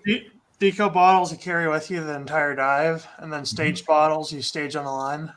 Absolutely. So in the book, it's one of my issues with SSI is they like to throw in confusing terms and start talking about stage decompression and their stage bottles. What they're talking about with stage decompression is basically stopping points. What'll end up happening as we get ready to go into decompression, we'll start setting a ceiling point. And what a ceiling point to you is exactly what it sounds like, is a ceiling that you cannot go above. And that becomes your staging point for your decompression. Because excessively, I'm not sure why they can't just call it a deco stop in the book, but they have to call it a stage decompression. But you do your decompression in stages overall. We're stop at this point.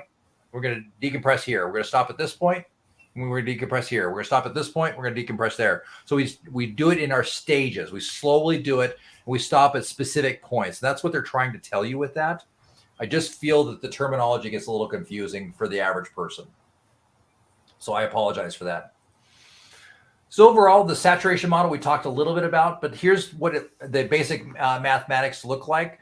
This is just a 6-point overall look at what the role of the decompression model is in half times overall. So the halftime model basically says is what is the 50% point where this tissue compartment will be at its M value, and what will be its 50% point where it'll get from 100% to 0 or from 50% to 0.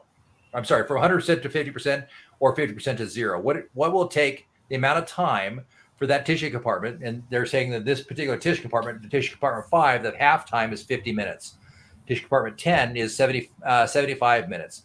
That is the halftime, the 50% marking point.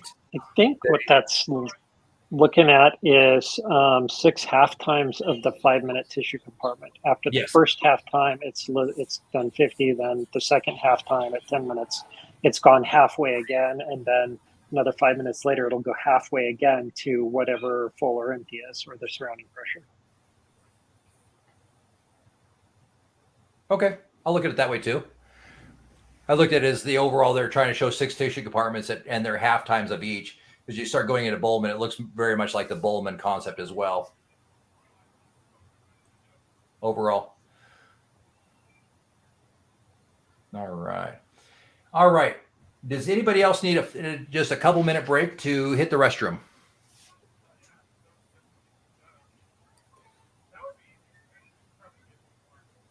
No? Okay. I just want to make sure we're all... Say again? No, just we're all just going to drag the cameras and the computers in there. Oh, gotcha. All right. Well, If nobody else does, I'm going to pause for just a minute, and I'll be right back. No show and tell.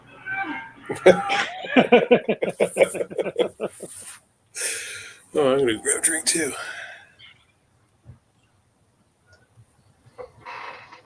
Yep, 1 minute.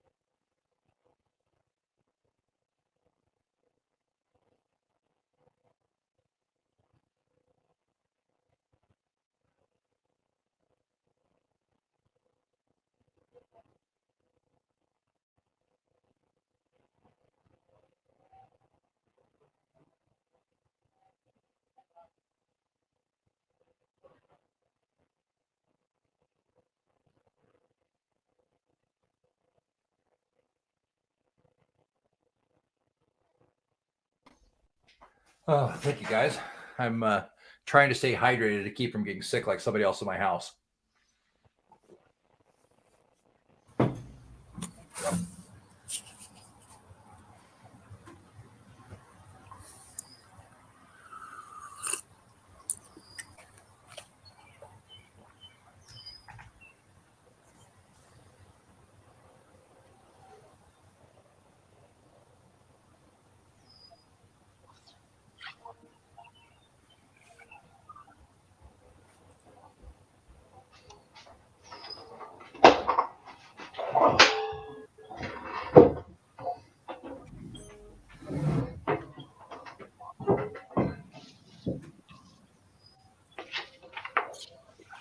They were totally disappointed, Ben, that there was no show and tell.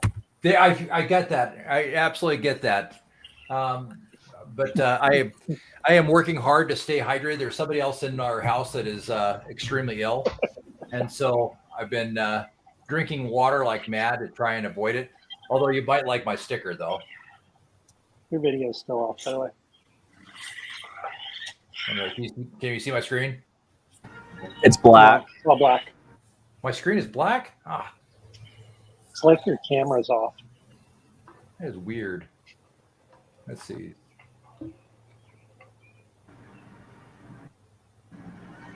Am I back? Spinning wheel. Negative. Nope, still black. Well, we'll give it a minute. It's probably the internet. At least you can hear me. When you can see me again, let me know. Yep. There you are. You're pixelated, but we can see you. It's got to be the internet. There we go. That's my new sticker I like. You have that on the back of your truck, too. Yep. Go do dangerous shit. Black mass divers. They're a bunch of good guys over in California. That's for sure. Let's see. Perfect. All right. Make sure everybody's back. Let's see. Ivan, are you back? Oh, I'm here. Yeah. Okay. Awesome. Give me a moment. I'm just going to catch up on a few things here. What the heck? Let's see. I've got my little note sheet over here. Look.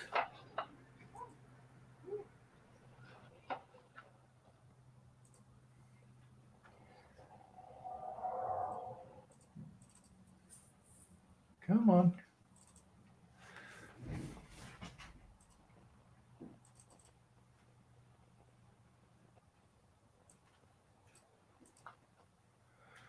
I lost my presentation. Here we go. There we go. All right. Almost ready to start again. Mac's been acting wacky. So, John, if you got any Mac tips, I've got 22 MacBook Pro. It's just been acting slow as heck. Traded in for a Windows machine. I was going to say in IT, we suggest that the problem exists between the keyboard and the chair. Fair enough. That's what I tell customer service when they tell me, well, that's what I think in my head when they tell me there's something wrong. Yeah. My first thing is, what did you do wrong? The PEBCAC error problem exists between keyboard and chair. Right. There's been several times, like I'm trying to click on my presentation and it's just being weird. It's not pulling up, not letting me click on my presentation. I'm being this little spinning color wheel thing.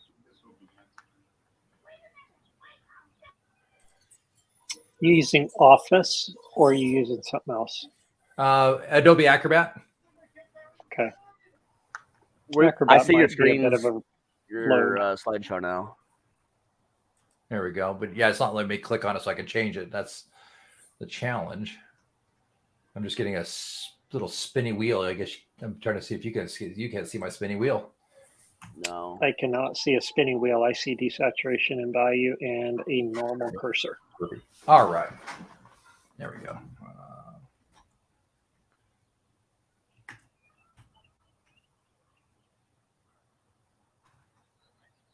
Weird. Okay. There we go.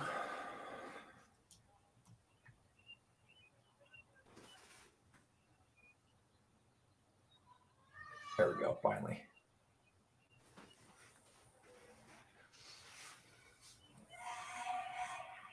All righty. So overall, this image is showing how the compartment and the 5-minute halftime saturations with inert gas and what the fast and the difference between the fast and slow tissue.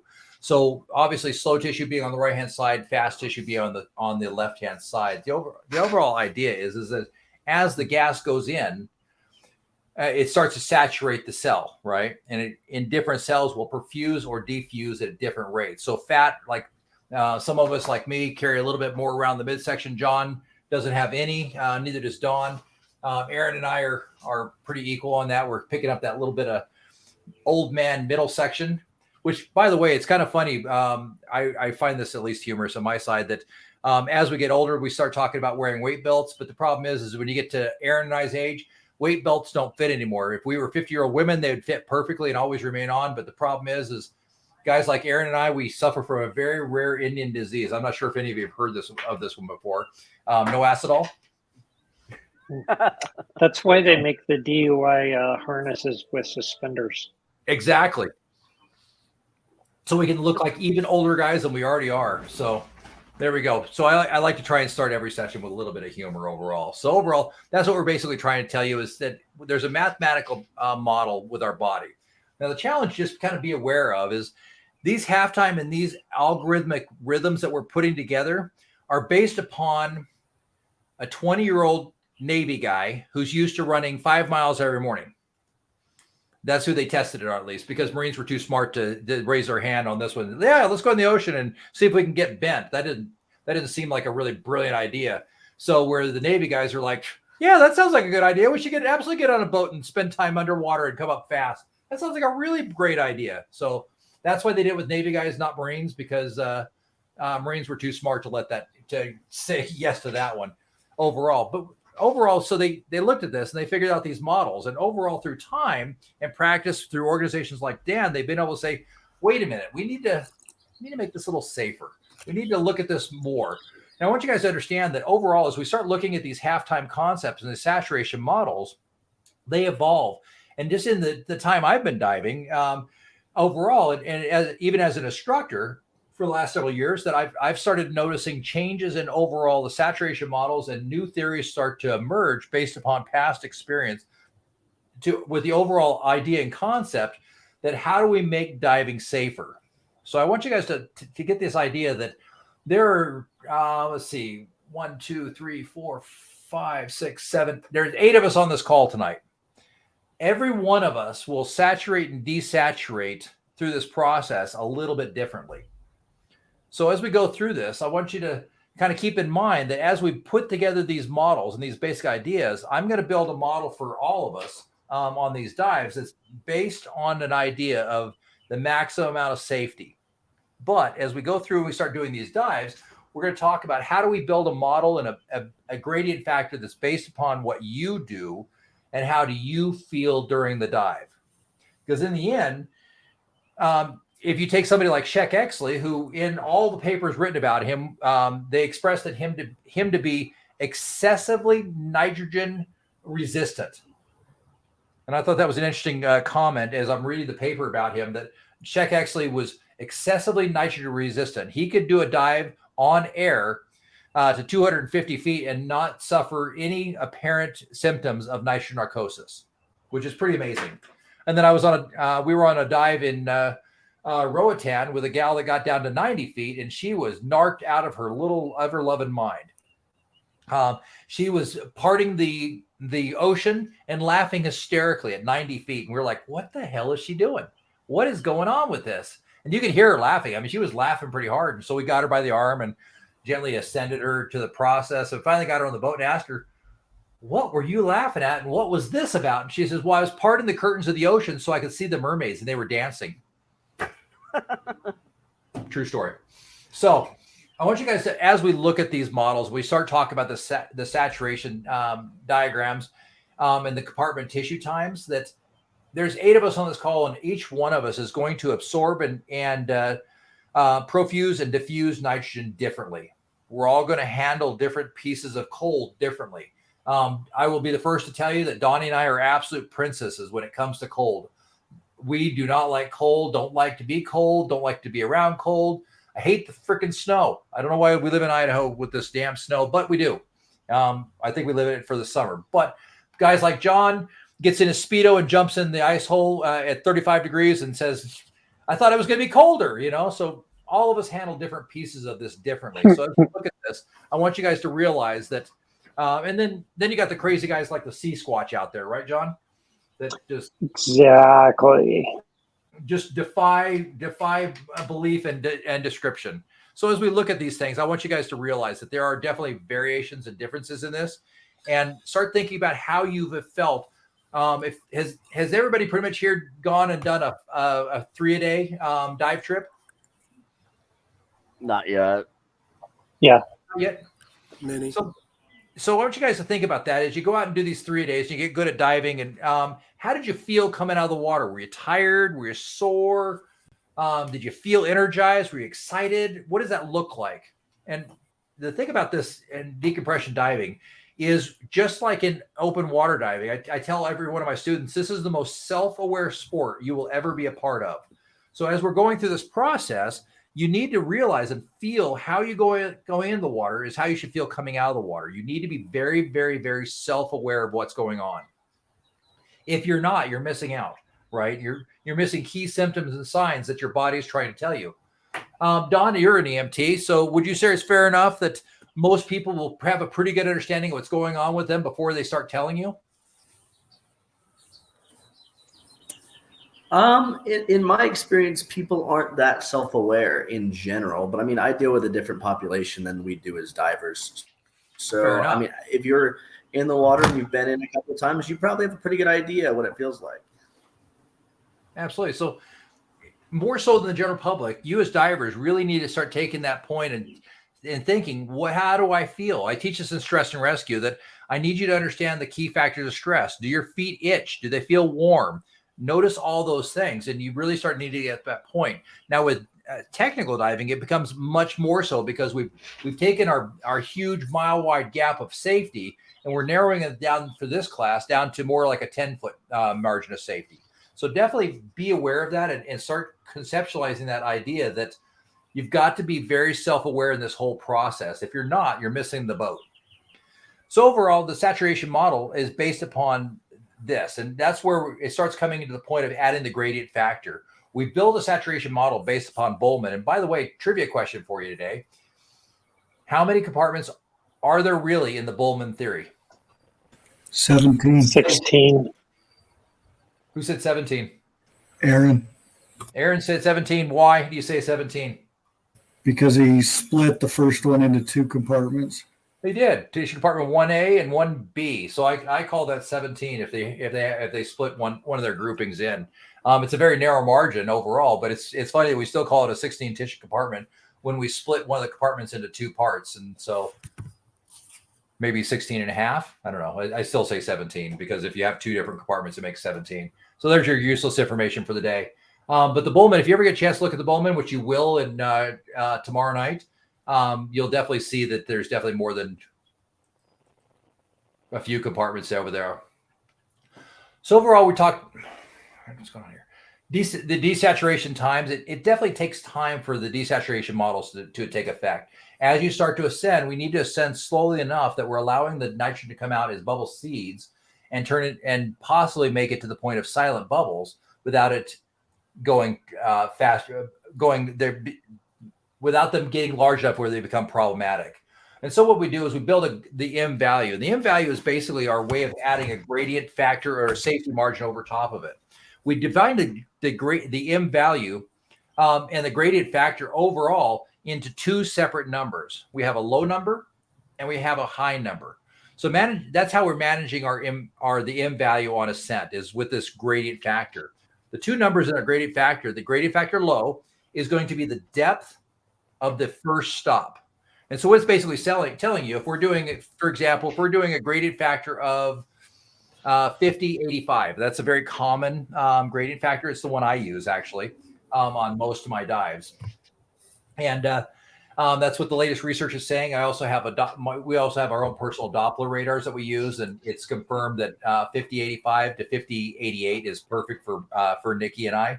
I can go to 89. I found it still be fine, but 50-85 is about where you see most divers saying. So what that's telling you is that it's allowing your tissue compartment on ascent to get to a 50% margin. Once it hits that 50% point, it says, "Wait, stop." You are at that magical point where we need to allow some desaturation to happen. So it stops you at the depth as you on the ascent to get to that point of 50% of the M value on your ascent. Does that make sense, guys? Mm-hmm. Okay, so as you get to that point where it starts getting to the point where it feels that you're safe again, it gets below that 50% margin, it'll allow you to continue your journey on the ascent. Now, the second number is equally as important. The second number is the time of your last stop. So number one, if you see a gradient factor,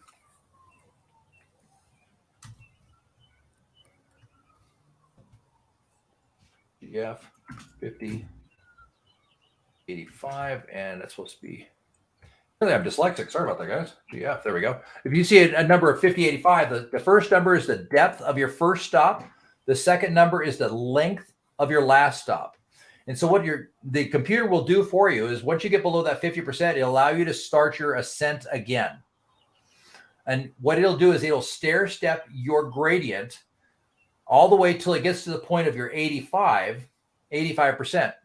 And it will not let you out of the water until your gradient factor your maximum amount of M value, the maximum amount of saturation in your cells is 85% or less. And it'll keep you in the water until it gets to that point. Does that make sense, guys? So it's giving you, what it's telling you is your first stop is giving you a 50% safety margin, and it will gradually build up into the point. It'll let you out of the water with a 15% safety margin over Bullman. Does that make sense? Yes. Bryce, I've got a question, Ben. Yes, sir. Yes. So is that based on the tissue that desaturates the slowest or the average? It's based upon the tissue that desaturates the slowest. It wants to make sure your slowest tissue is desaturated to 50%. Well, it's the controlling tissue. It's whichever tissue is first hits 50 becomes like the controlling tissue, and it'll stop. So that may be different based on different dives. And then when you get up to the last stop, it waits until all the compartments are under 85 before it lets you surface. Yeah, typically your controlling tissue is your slowest tissue because it saturates, but you're absolutely right. On some dives, your controlling tissue can be a different one because your slowest tissue hasn't been able to absorb to that point. If you have a mid-length tech dive, it could be your mid tissues that have gotten to that 50%, and they're all at that point, and your slowest tissue is still at a 30%. But it'll be by you're absolutely right. It's based upon your controlling tissue, not your overall tissue. But typically on a long dive, your slowest tissue will become your controlling tissue. So you're absolutely right. And so it's a great addition. My whole goal was just to cover it on a light point of this. So the current day models, what we're discovering is that we don't need to do as deep a stop on the for our first deco point. And the reason being, what we discovered is, as we started measuring out the times on that and the depths of our deepest stop, is that we were actually doing more damage than we were good. When I first started doing tech diving, it was pretty common to see a 40-70 or a 30-60 or a 30-70 as your gradient factor. And what that was doing is it was saying, okay, I'm going to stop when my controlling tissue hits 30%, and I won't get out of the water until I'm at 70%. And while the top number wasn't the one that we needed to worry about, the problem is we were stopping at when the bottom, our first number was at 30%, we were still on gassing and over on gassing other tissues. So it's one of the reasons that we don't agree anymore with pile stops or deep stops. Because the problem with pile stops is they're based on the idea that we're going to do a stop at halfway on a recreational dive. And the problem with that is that as we do that 50% stop, we're on gassing still more than we're off gassing. So if we do a 130-foot dive, that means we're stopping at 75 feet overall. 65 feet, sorry, my math is off today. 65 feet. The problem is at 65 feet, when we look at the Bowman model, we're on gassing more than we're off gassing, and we're actually causing more problems. Or what we're finding out, and this is through dance studies, is that we're better off doing a gradual ascent to the point where we get to a higher gradient factor. In fact, there's studies going on right now where they're talking about changing the gradient factor again and starting to push it to a 70 into the 70s right now. And they're testing that now. But right now, the current theories are keeping us at 50, 55. I do know divers that dive in 80, 85 all the time and have never been bent. Not once, not ever. So it's definitely out there. I still prefer the safety of starting at a 50 and gradually coming up to an 85. Depends if you're a bubbler or not, right? Exactly. Fair enough. But I have a friend, he's 75. He dives a rebreather. He's got one leg and he dives an 80, 85 all day long. He has no problem, does 4-hour dives, trimix dives all the time. He goes out. He's a hell of a diver too. He's always trying to sell me his extra fin. Just kidding. But he literally has one leg and he's 70, 75. Neat guy. He plays Santa Claus once in a while, but has never been bent. And it is what it is. I mean, there's a lot of research and study and on that as well. And as long as you're doing a reasonable ascent and coming out of the water with a lower than percentage of M value, then you're probably going to be okay. But certainly taking some time and consideration in that and staying within the current model is definitely going to be to your advantage for now. But that's what we're talking about in current day models overall. Now, as we start our ascent, what's happening is that gas is going into what's called a free phase or bubbles, seed bubbles.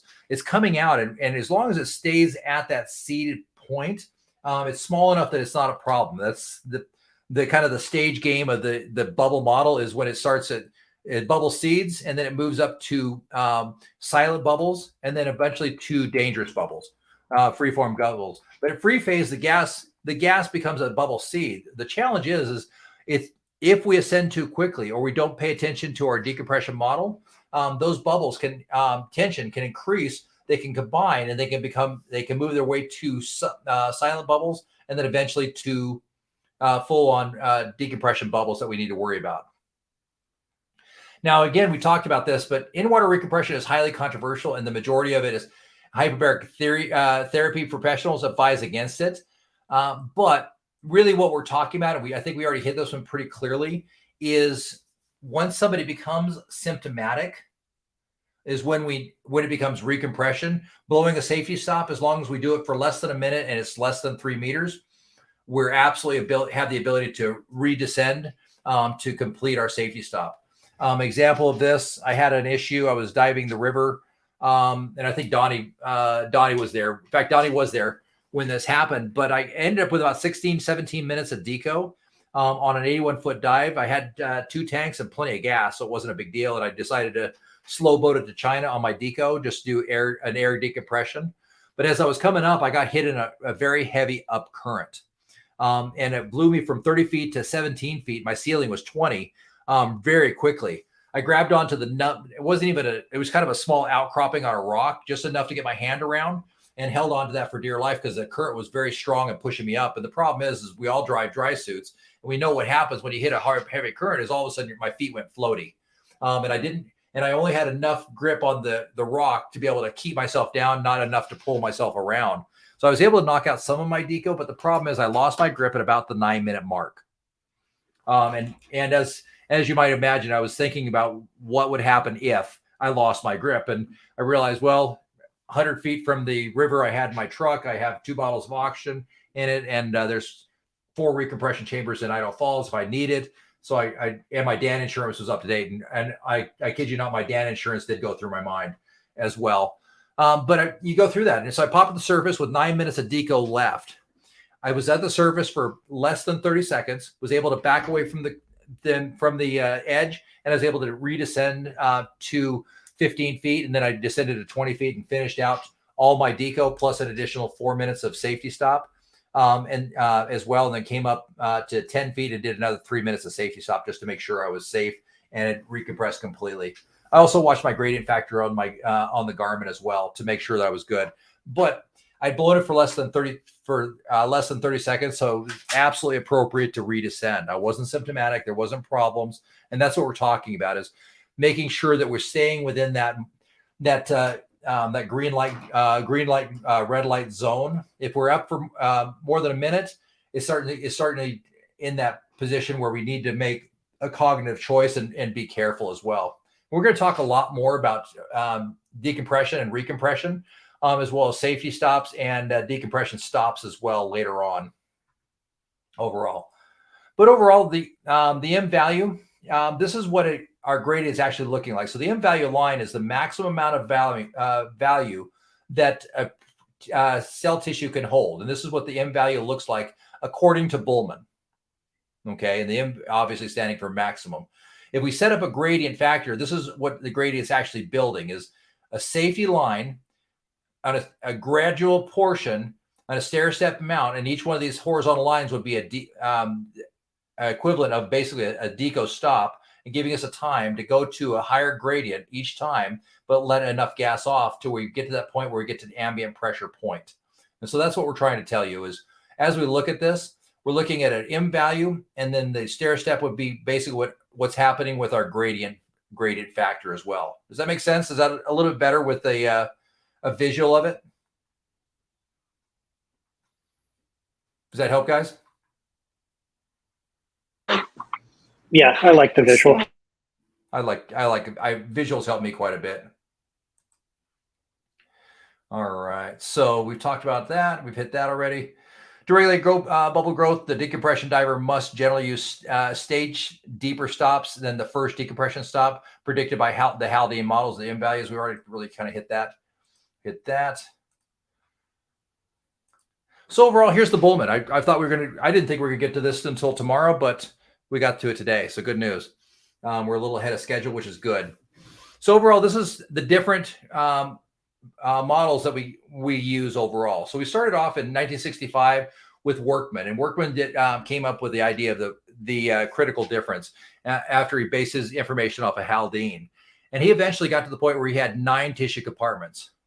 Well, Bullman came along and he says, wait a minute, that's not quite right. And in 1983, which is not that long ago, some of us were alive in 1983. Some of us weren't even thoughts in our mom's eyes at that point. I see you, Donnie. I know you're younger than two of my kids, I think. Yeah, you're younger than 2 of my kids, you little turd. So overall in 1983, so that's fairly recent, he came up with his 16 tissue compartments overall. And he said, wait a minute, we've got to really get this idea. At the same time, we had some other institutes come along. DSAT came along, and they came up with their basic idea, and they determined there was 14 tissue compartments in 87. And we had DCAP came out with the same basic idea, and they said, wait a minute, we think we can take this back down to 16 tissue compartments. Well, Bultmann was still working on his process throughout this process, and he eventually released his version A of his Bultmann algorithm. His first Bultmann algorithm was the ZHL 12, and eventually it became the ZHL 16. And the A version, as you can see, didn't have a lot of difference between the half times of tissue compartments. He eventually came up with the B version, and then finally the C version, which we currently use. Now, interestingly enough, when he hit the A version of the ZHL 16, he realized that, wait a minute, tissue compartment 1 and tissue compartment 2 need to be are too far apart. We've got to do something with that. And so what he ended up doing, he says, wait a minute, what we really need to do is split tissue compartment 1 into 2 halves and call it, so we're able to put together a more accurate model. So overall, we're looking at the half times, and we can say, okay, here's where we're at. Tissue compartment 1, tissue compartment 2, they're slightly different. And you can see as it goes to tissue compartment 3, 4, 5, and 6, all the way down to tissue compartment 16. So tissue compartment 1 is the slowest, but this gives you an actual idea of where we're at. This is the amount of minute time overall. Make sense? And then feet seawater. So at 4 minutes, tissue compartment 1, halftime is 106 minutes, whereas tissue compartment 16 is a lot slower than that. Does that make sense? So 16 is 635 minutes is the longest halftime. Well, Japan's just big. That's just. Does that make sense? Nice visual. Small. What is that A value? A value there? A value was his first working of the algorithm, and he made slight changes from A to B to C. So we're currently on ZHL 16. So then it's like the oversaturation amount? Yes. This is the saturation amount overall in minutes. And so here's our saturation value and what depths they become saturated at. Does that make sense? So feet seawater and the tissue compartment and the time it takes to get to full saturation point. And if you look, there's slight differences. You can start getting the idea that they're starting to get this dialed in. For example, tissue compartment 13 at 305 minutes he determined originally it was 44.5 feet seawater. And then finally he said, wait a minute, let's pull that back to 44.1 feet seawater.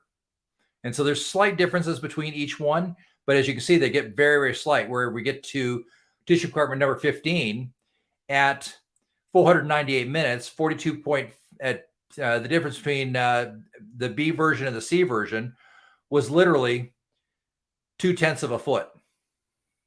So they started to get this dialed in, and they get this dialed in literally from experimentation on young Navy guys, literally. So it's definitely interesting to get an idea.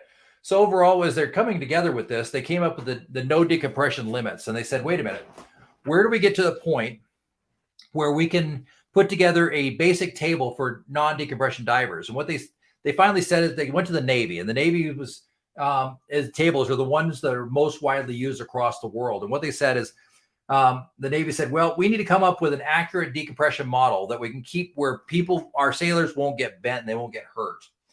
And Scripps and Bowman came together and said, okay, we can do that.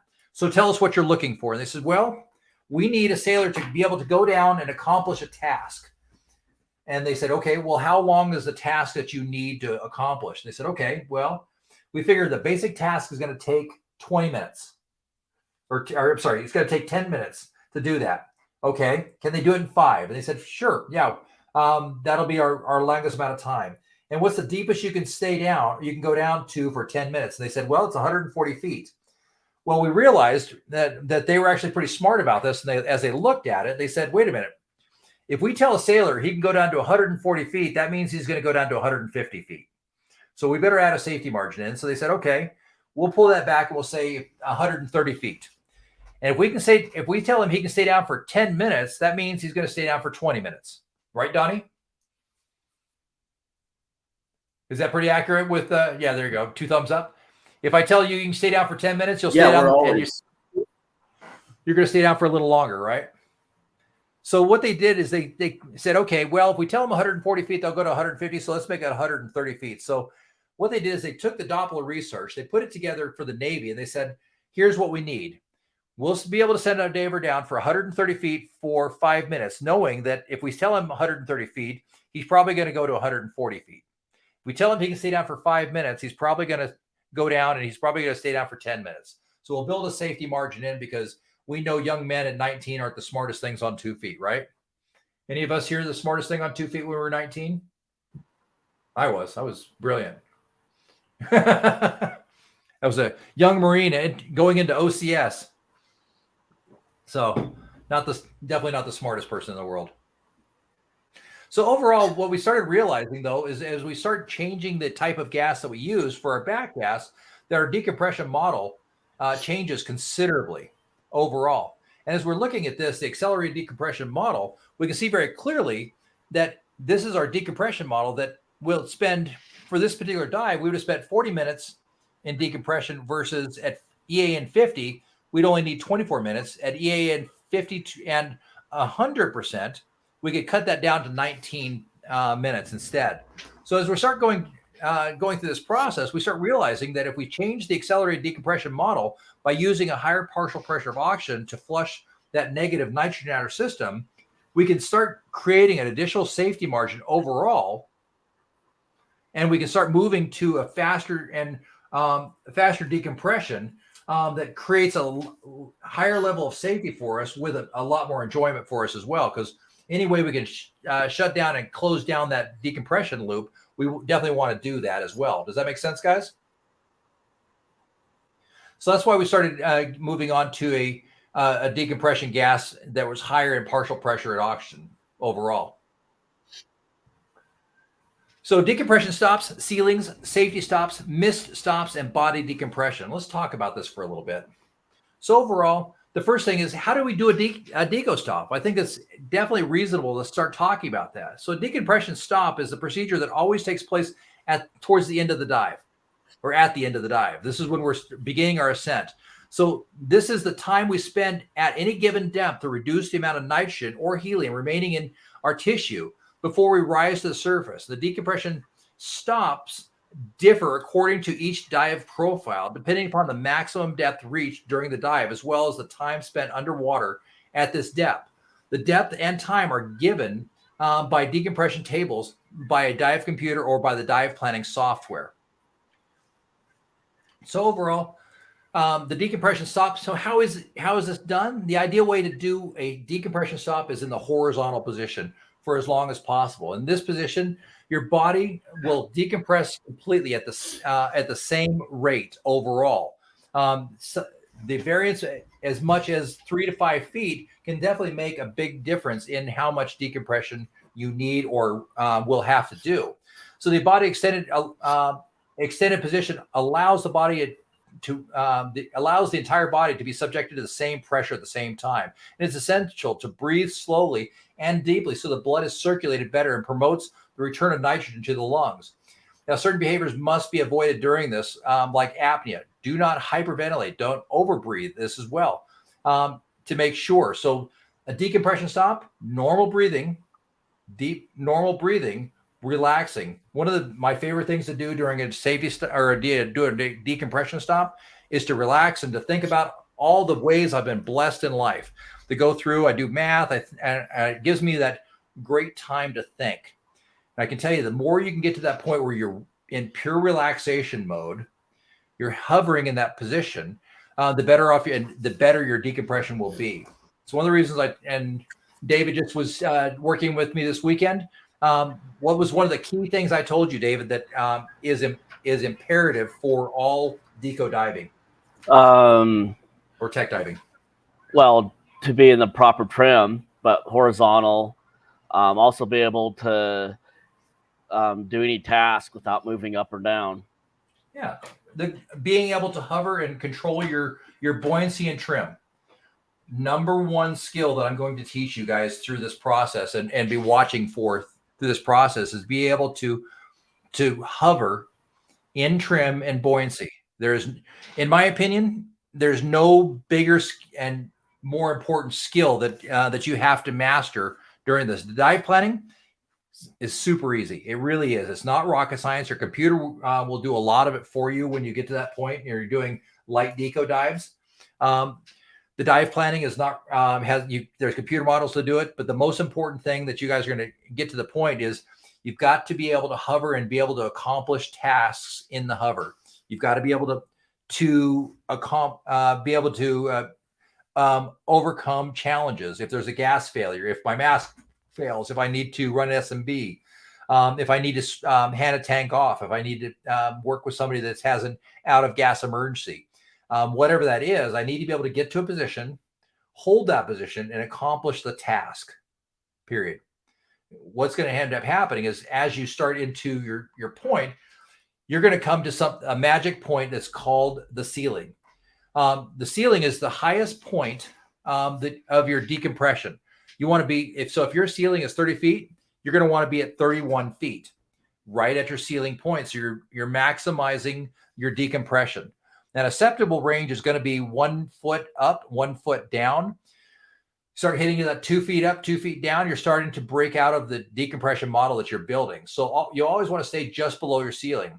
So once your ceiling is established, you'll not want to ascend more than 10 feet at a time on each required deco stop until you're at your final stop of 20 feet. At that depth, once your decompression obligation has been completed, now you can begin your safety stop procedures. So, Ivan, do you do safety stops after deco stops?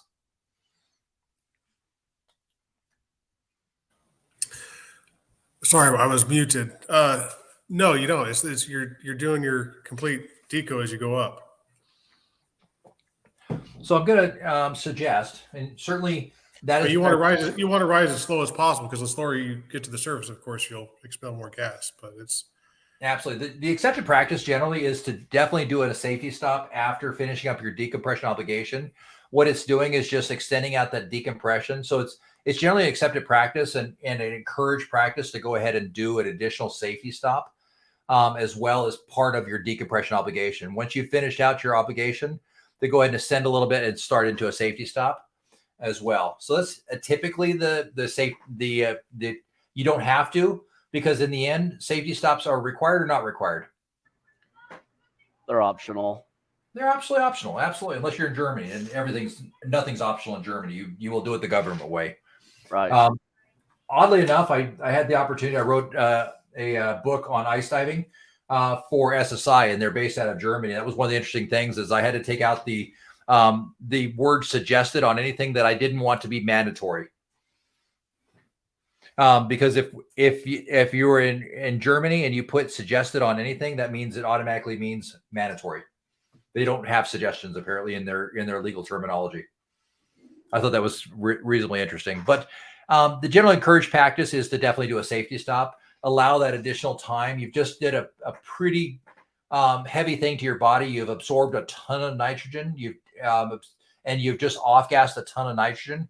So at that point, allowing yourself that little bit extra time to reduce your gradient factor and to reduce the nitrogen mix in your bloodstream is definitely to your advantage. So overall, there's this magic line. As we look at it, M value is a gray area, or in this case, a yellow area of where you become symptomatic or not symptomatic overall. The idea is that everybody's going to handle this slightly different. There's no hard, fast line between where you get to the point of having silent bubbles or symptomatic bubbles. So overall, the idea is that if you do less bubbles or less deco, you're going to increase the risk. The more deco you do, the less risk, the less symptomatic you're going to show up. But again, there's no hard line that says, John, if you don't do 2 minutes and 22 seconds of deco, and then before you ascend, you're going to get the bends.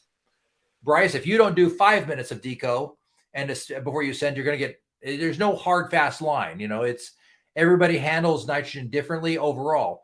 But overall, the takeaway from this is simply enough that dive tables and safety stops are how divers manage the size of the bubbles in their bloodstreams. Your safety stops will assist in reducing those even more. There's no clear line between good and bad. Every diver is different in the way they handle their body manages the bubble size and reduction. The moral of the story is do a safety stop. It's to your advantage to make sure that you're taking that time to allow the extra bubbles to rescend. Now, overall, it was interesting that last year, TDI did this nice little study. And what they did is they put together carrying out nitrox dives to 36 meters for 25 minutes. And they did 3 different kinds of divers on this that all did ascents to the surface at a standard rate. And what they determined that the first group of divers that did a direct ascent to the surface after 25 minutes to from 120 feet had a bubble formation at about the 15 to 16 minute mark of around 118,000 bubbles per cubic liter. Okay. A lot of bubbles. And it's interesting to note when the bubbles occurred at about the 16-minute mark. So that's what we discover is most symptoms and problems from DCS don't typically happen instantly, at least according to Dan. Typically, they start happening around that 15-minute mark after you get out of the water. Now, it's interesting to note in this that over the course of time and after 2 hours, they still had about 18 to 19,000 bubbles per cubic liter that they were able to measure. Now, diver number 2 was a little different. These divers, they came up to 3 meters or about 10 feet for 2 minutes. And you can see just that 2-minute difference and stop reduced the bubble formation considerably. And at the 15-minute mark, they hit their high point and they still had bubbles at the 2-hour mark, but they were significantly less. Now, diver 3, or diver group 3, they stopped at 20 feet for 1 minute, and then they came to 10 feet for 4 minutes. As you can see, just by adding 5 minutes of deco, look how much less their bubble formation was. Is that pretty significant, guys? Yeah, absolutely. Now, where this became important for recreational divers is look where their bubble formation was at the 42-minute mark. Their residual nitrogen was pretty much 0. How much safer were they for their repetitive dive? A ton. Absolutely. So as we look at this, I'd like you guys to consider 3 things in doing your deco stops and all your dives. A safety stop reduces bubbles. B, a longer safety stop reduces more bubbles than a shorter one. And C, even longer one, a 5-minute safety stop during a repetitive dive increases the safety margin even more. Overall, guys, after your deco stops, I'm going to strongly encourage you guys, we're in the U.S. and you guys are absolutely big kids that put big kid pants on this morning, that do a safety stop after a deco. It's to your advantage to make sure that you're reducing that nitrogen as much as humanly possible. Now, what happens if you miss a deco stop? Your first ceiling is at 90 feet and you blow to 80 feet. Easy enough. If the diver has ascended less than 3 meters above the decompression stop, they can return in less than a minute, return to the depth of the missed safety stop, complete the scheduled time, and remain 1 minute longer. Now, if it's more than a minute past that safety stop, so you blow past that 90-foot safety or that 90-foot deco ceiling, and you go to 80 feet, and you can't get back down. It takes you more than a minute, or you go more than 3 meters. Remain at the higher stop until the time runs to the run time of that new stop has ended. So if your run time at the 70-foot mark for your ceiling was that you don't leave that one until 35 minutes of your run time, don't leave until 35 minutes. That means you're staying there for a lot longer. You will descend the gas. Now, for every minute missed on a deco, missed depth at deco, add an additional time to your last deco stop and extend your safety stop by 3 to 5 minutes. Make sure we're giving our spotties all that time we need to reduce the amount of residual nitrogen in our system. Does that make sense, guys? Bryce, yes. Rephrase that for me and as if I'm a third grader.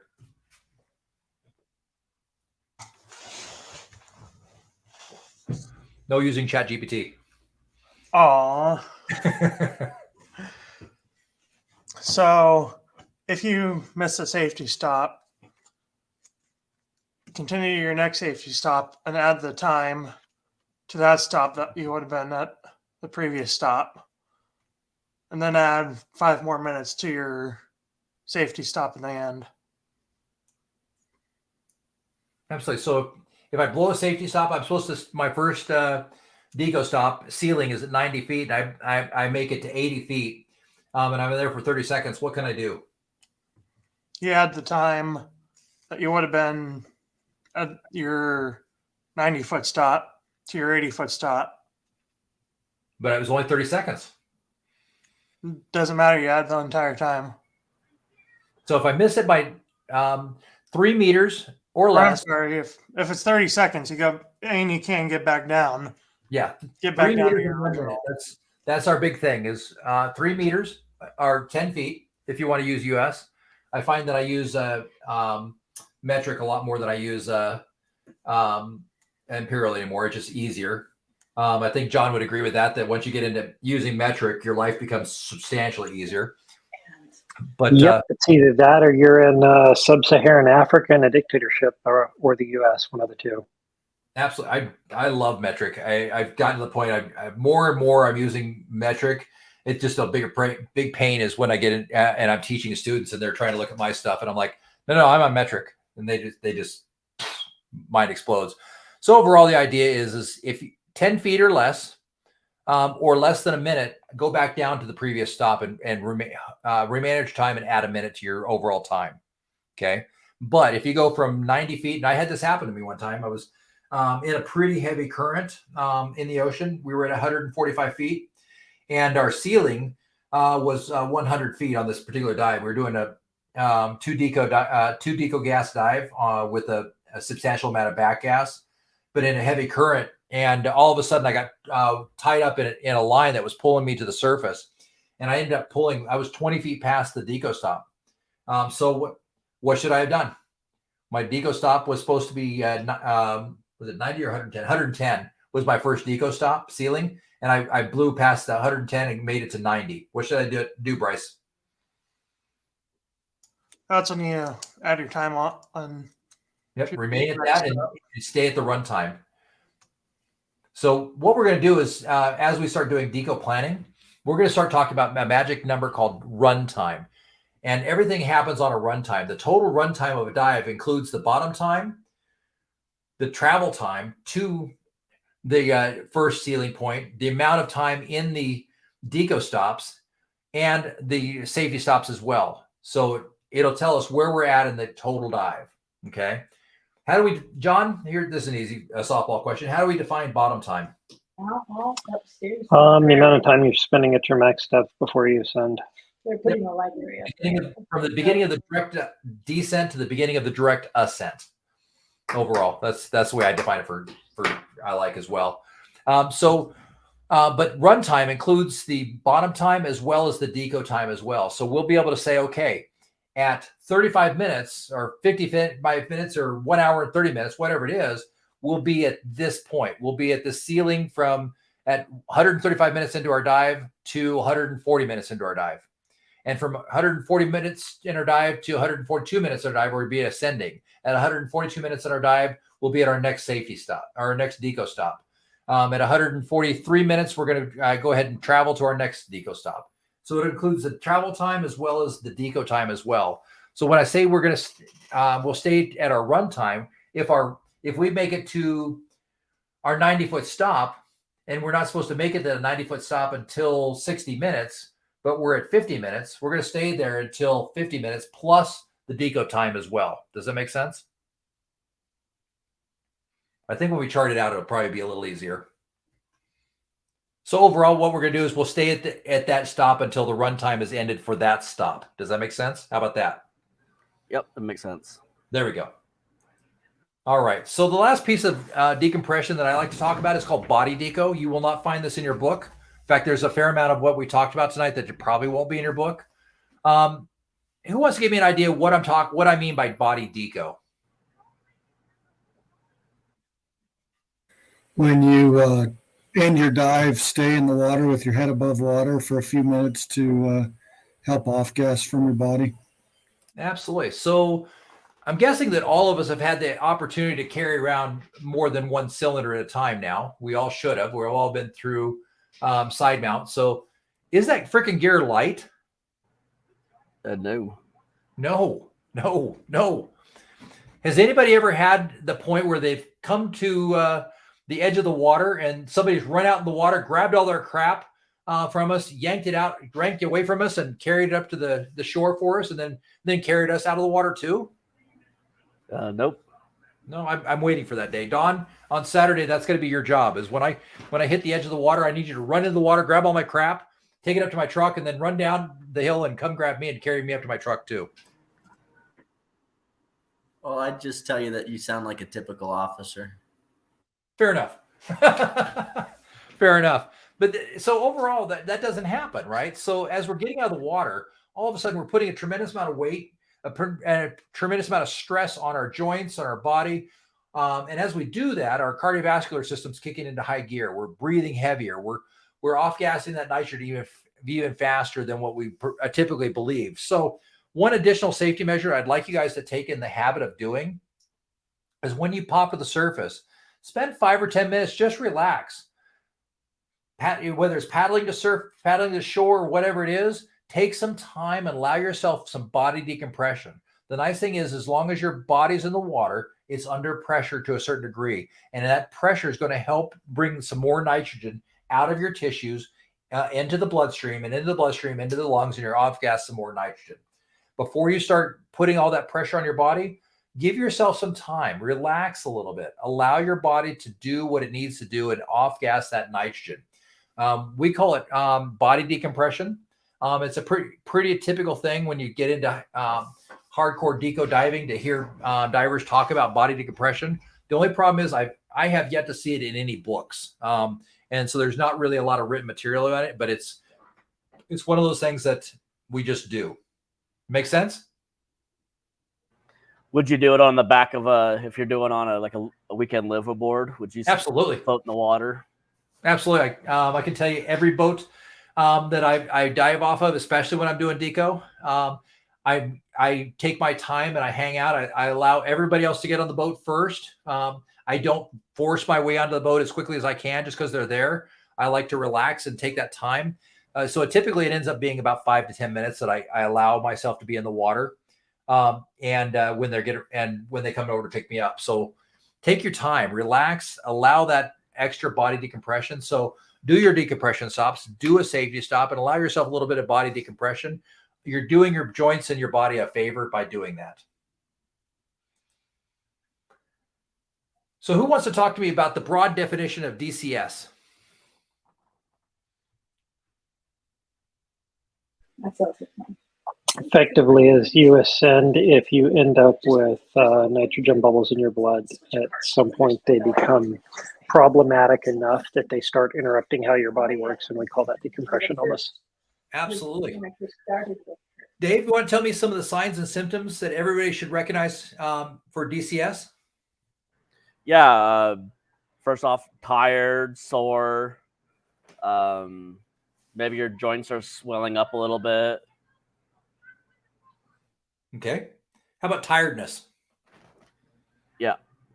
Read an interesting article about decompression illness in foreign lands, basically. I'm trying to remember the exact name of the title of the paper. I just read it last month, but a doctor in Malta determined that she figured that the average tourist that comes out and does 3 days, 40 to 60% of them suffer from some version or signs and symptoms of DCS.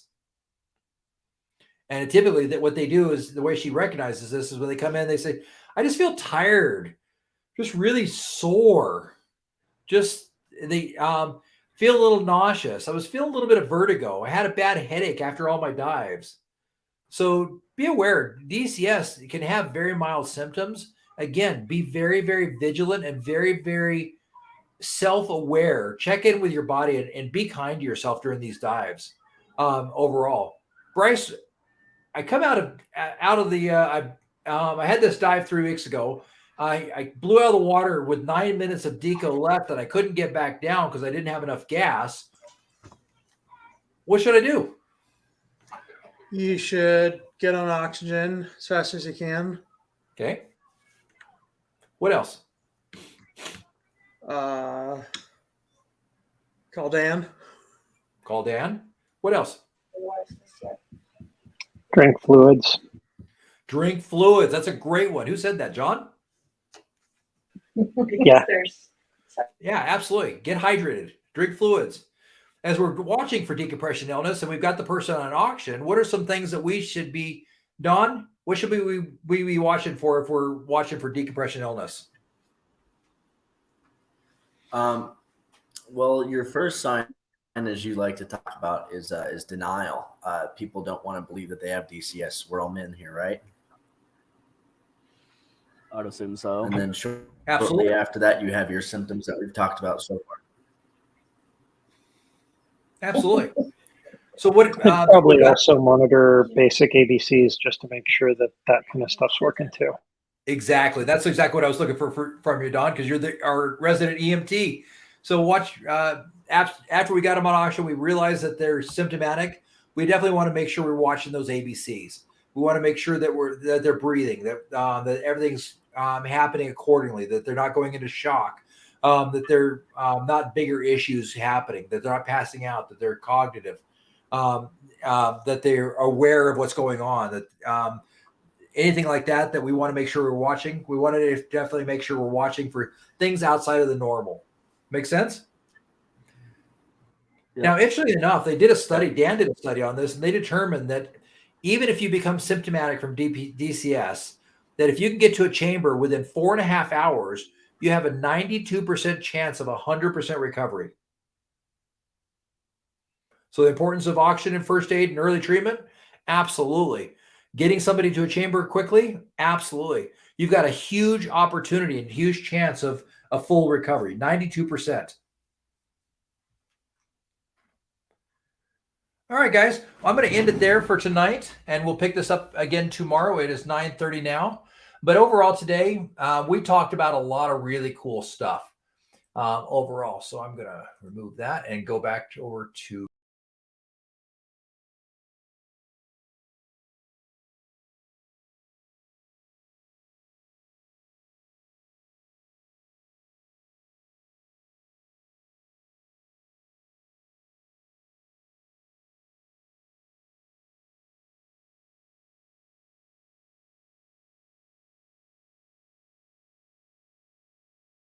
If you're talking, we can't hear you, Ben. I'm like, I texted him, I'm like, it's not the job. It's okay. Did he leave? Thank you. There he goes. There we go. Now you can hear me. All right. I was just saying, guys, we're going to end it there and call it for the night. But here's what we talked about tonight. We went over and did kind of a basic review of atmospheric pressure, hydrostatic pressure overall. We talked about the dynamics of Gay-Lussac's, Marius law, Boyle's law, Henry's law, and Dalton's law as well. We started getting a basic idea that there's a potential that we might need to start watching the amount of nitrogen that we're uptaking and the partial pressures of nitrogen. That there certainly may be a higher level of effect when we start moving into the idea of technical diving over recreational diving, over what we're accustomed to dealing with. And then maybe we should start taking a look at that other side of the coin on a more regular basis. Well, as a recreational diver, we have the basic idea that we definitely need to make sure we watch the partial pressure of the oxygen that we're breathing. We definitely need to have an understanding that nitrox is better for us. But as we start getting deeper, that there's a possibility that nitrogen may be bad and may cause bigger problems than what we initially are accustomed to dealing with recreational diving. We talked a little bit more about the overall ideas of what Charles' law is and then ideal gas law as well. We restated the laws very simply and where we can apply each law to it. For example, we talked about Boyle-Marriott is the idea of determining the usable amount of gas in a tank during a dive. And it's going to be important later on to remember that Boyle-Marriott and the pressure differentiations as we go down. We talked a little bit about Charles' law. And in Charles' law, we get the idea that has really a lot to do with when we fill the tanks, for example, is a good time to look at Charles' law, that why we have to let the tank cool before we start filling the tank again. Gay-Lussac, we talked about, that's the effects of pressure and temperature. So, for example, if we left our tank out in the heat, what would happen to the pressure of the tank in a hot car? Or if we take that same tank that we've had in the back of our truck and we jump in the cold river, lake, or whatever, what would happen to the pressure of that? We restated Henry enough to understand that it has to do with the perfusion and diffusion of nitrogen in our body during our dive. And we talked about the idea that perfusion and diffusion happens faster than we might think, based upon agitation, how fast we're breathing, how fast our blood's pumping, as well as there's a relationship to how cold the air is or the gas is that we're breathing, and that will perfuse into our body faster.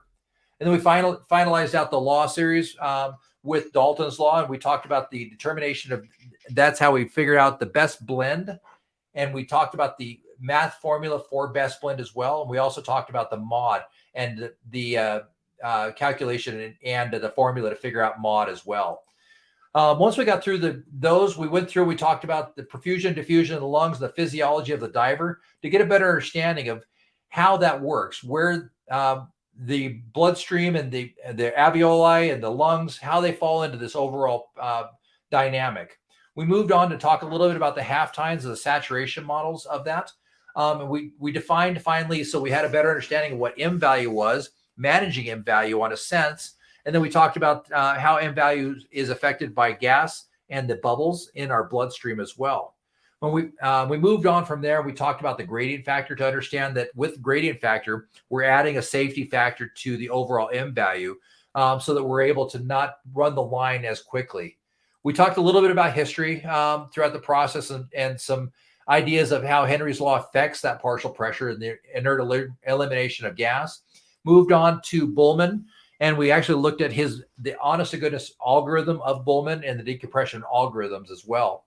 Talked a little bit about the history of the dive tables, and then finally moved on to the idea of what a deco stop is, how to actually do a deco stop, what happens if we blow a deco stop, what a ceiling is in our deco model, and then we finalized that out with the idea of, should we do a safety stop, and what the benefit of that is during deco diving overall.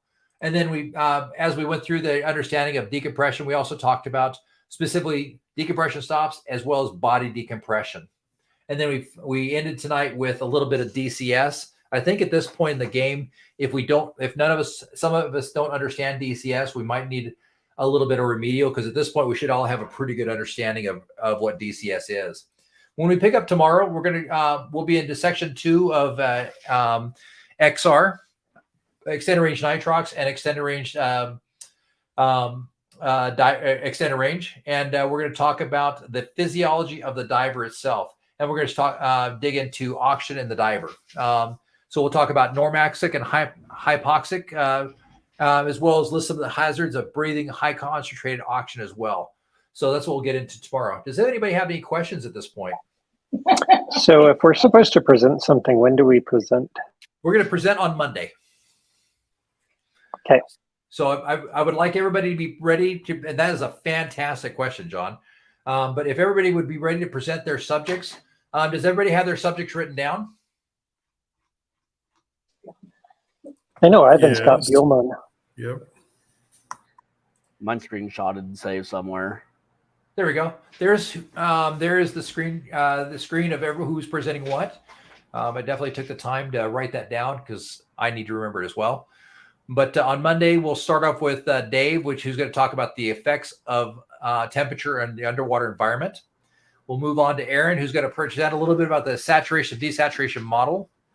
Bryce, you're going to talk to us a little bit about DCS. Dawn, you've got Henry's Law. I love Henry's Law. Dustin, you picked a tough one. I like that you jumped in the deep end on that one. Equivalent narcotic depth is something that's very important, and I like it. But it can be a tough subject to present. So have at it. Ivan, you're going to talk to us about Bullman, and John, you're going to talk to us about equipment in tech diving. And how long do we have to do these presentations? Like 5 to 8 what's the- minutes. Oh, 5 to 8 minutes. Okay. Yep. And then if you guys need, I will happily send you this over. You can screenshot it real quick. But this is how I will grade you is define the object in measurable terms. What's the value of the topic? Provide an overview of the main points. Make sure you're using practical application of knowledge. I don't judge you on sales at all because I don't give a crap about that, to be honest with you. Promote continuing education. I'd like you to give me some idea of another educational point that I should look at. And I don't care if it's in NAUI, PADI, SSI, or the American Heart Association. I really, as long as it's encouraging me to dig deeper into subject. I think Don did a really good job of this on his EFR presentation on Monday. At the end of each portion, he made sure to say, this does not replace the BLS course. And I strongly encourage you to go off and take a full BSL course if you'd like to be better at this. Absolutely. So I'm not married to an agency. That's for sure. So I want you to give me a reason that I might want to learn more on that subject. I definitely want you to make sure you present it in a logical sequence, accurate information on it. As well as if you want to use aids, you don't have to go crazy. I would accept that you have a paper that in front of you that you show me the paper. I'm cool with that. Motivate the class to participate, ask questions as we go along, and to evaluate the student's knowledge. And then at the end of it, I want you to just restate the points, restate the objective, and restate the values of each one. So that's what I'll judge you on overall. Easy enough, guys? Yeah, if you would email a screenshot of that one out, it doesn't have quite enough resolution on my screen. Not a worry. I can happily do that. That's I use the SSI evaluation form. I think it's a good one. But I will be happy to. I'm going to send that out as well as the formulas. I've got my little note here. Send the formulas and the eval. There you go. Write it down. Eval. All right. Was there any other pieces of the presentation anybody need me to send them over to them? Speak now or forever hold your pee. All right. Perfect. All right. Same bat channel, same bat time tomorrow, guys. All right. Thank you so much. That's good. Thank you.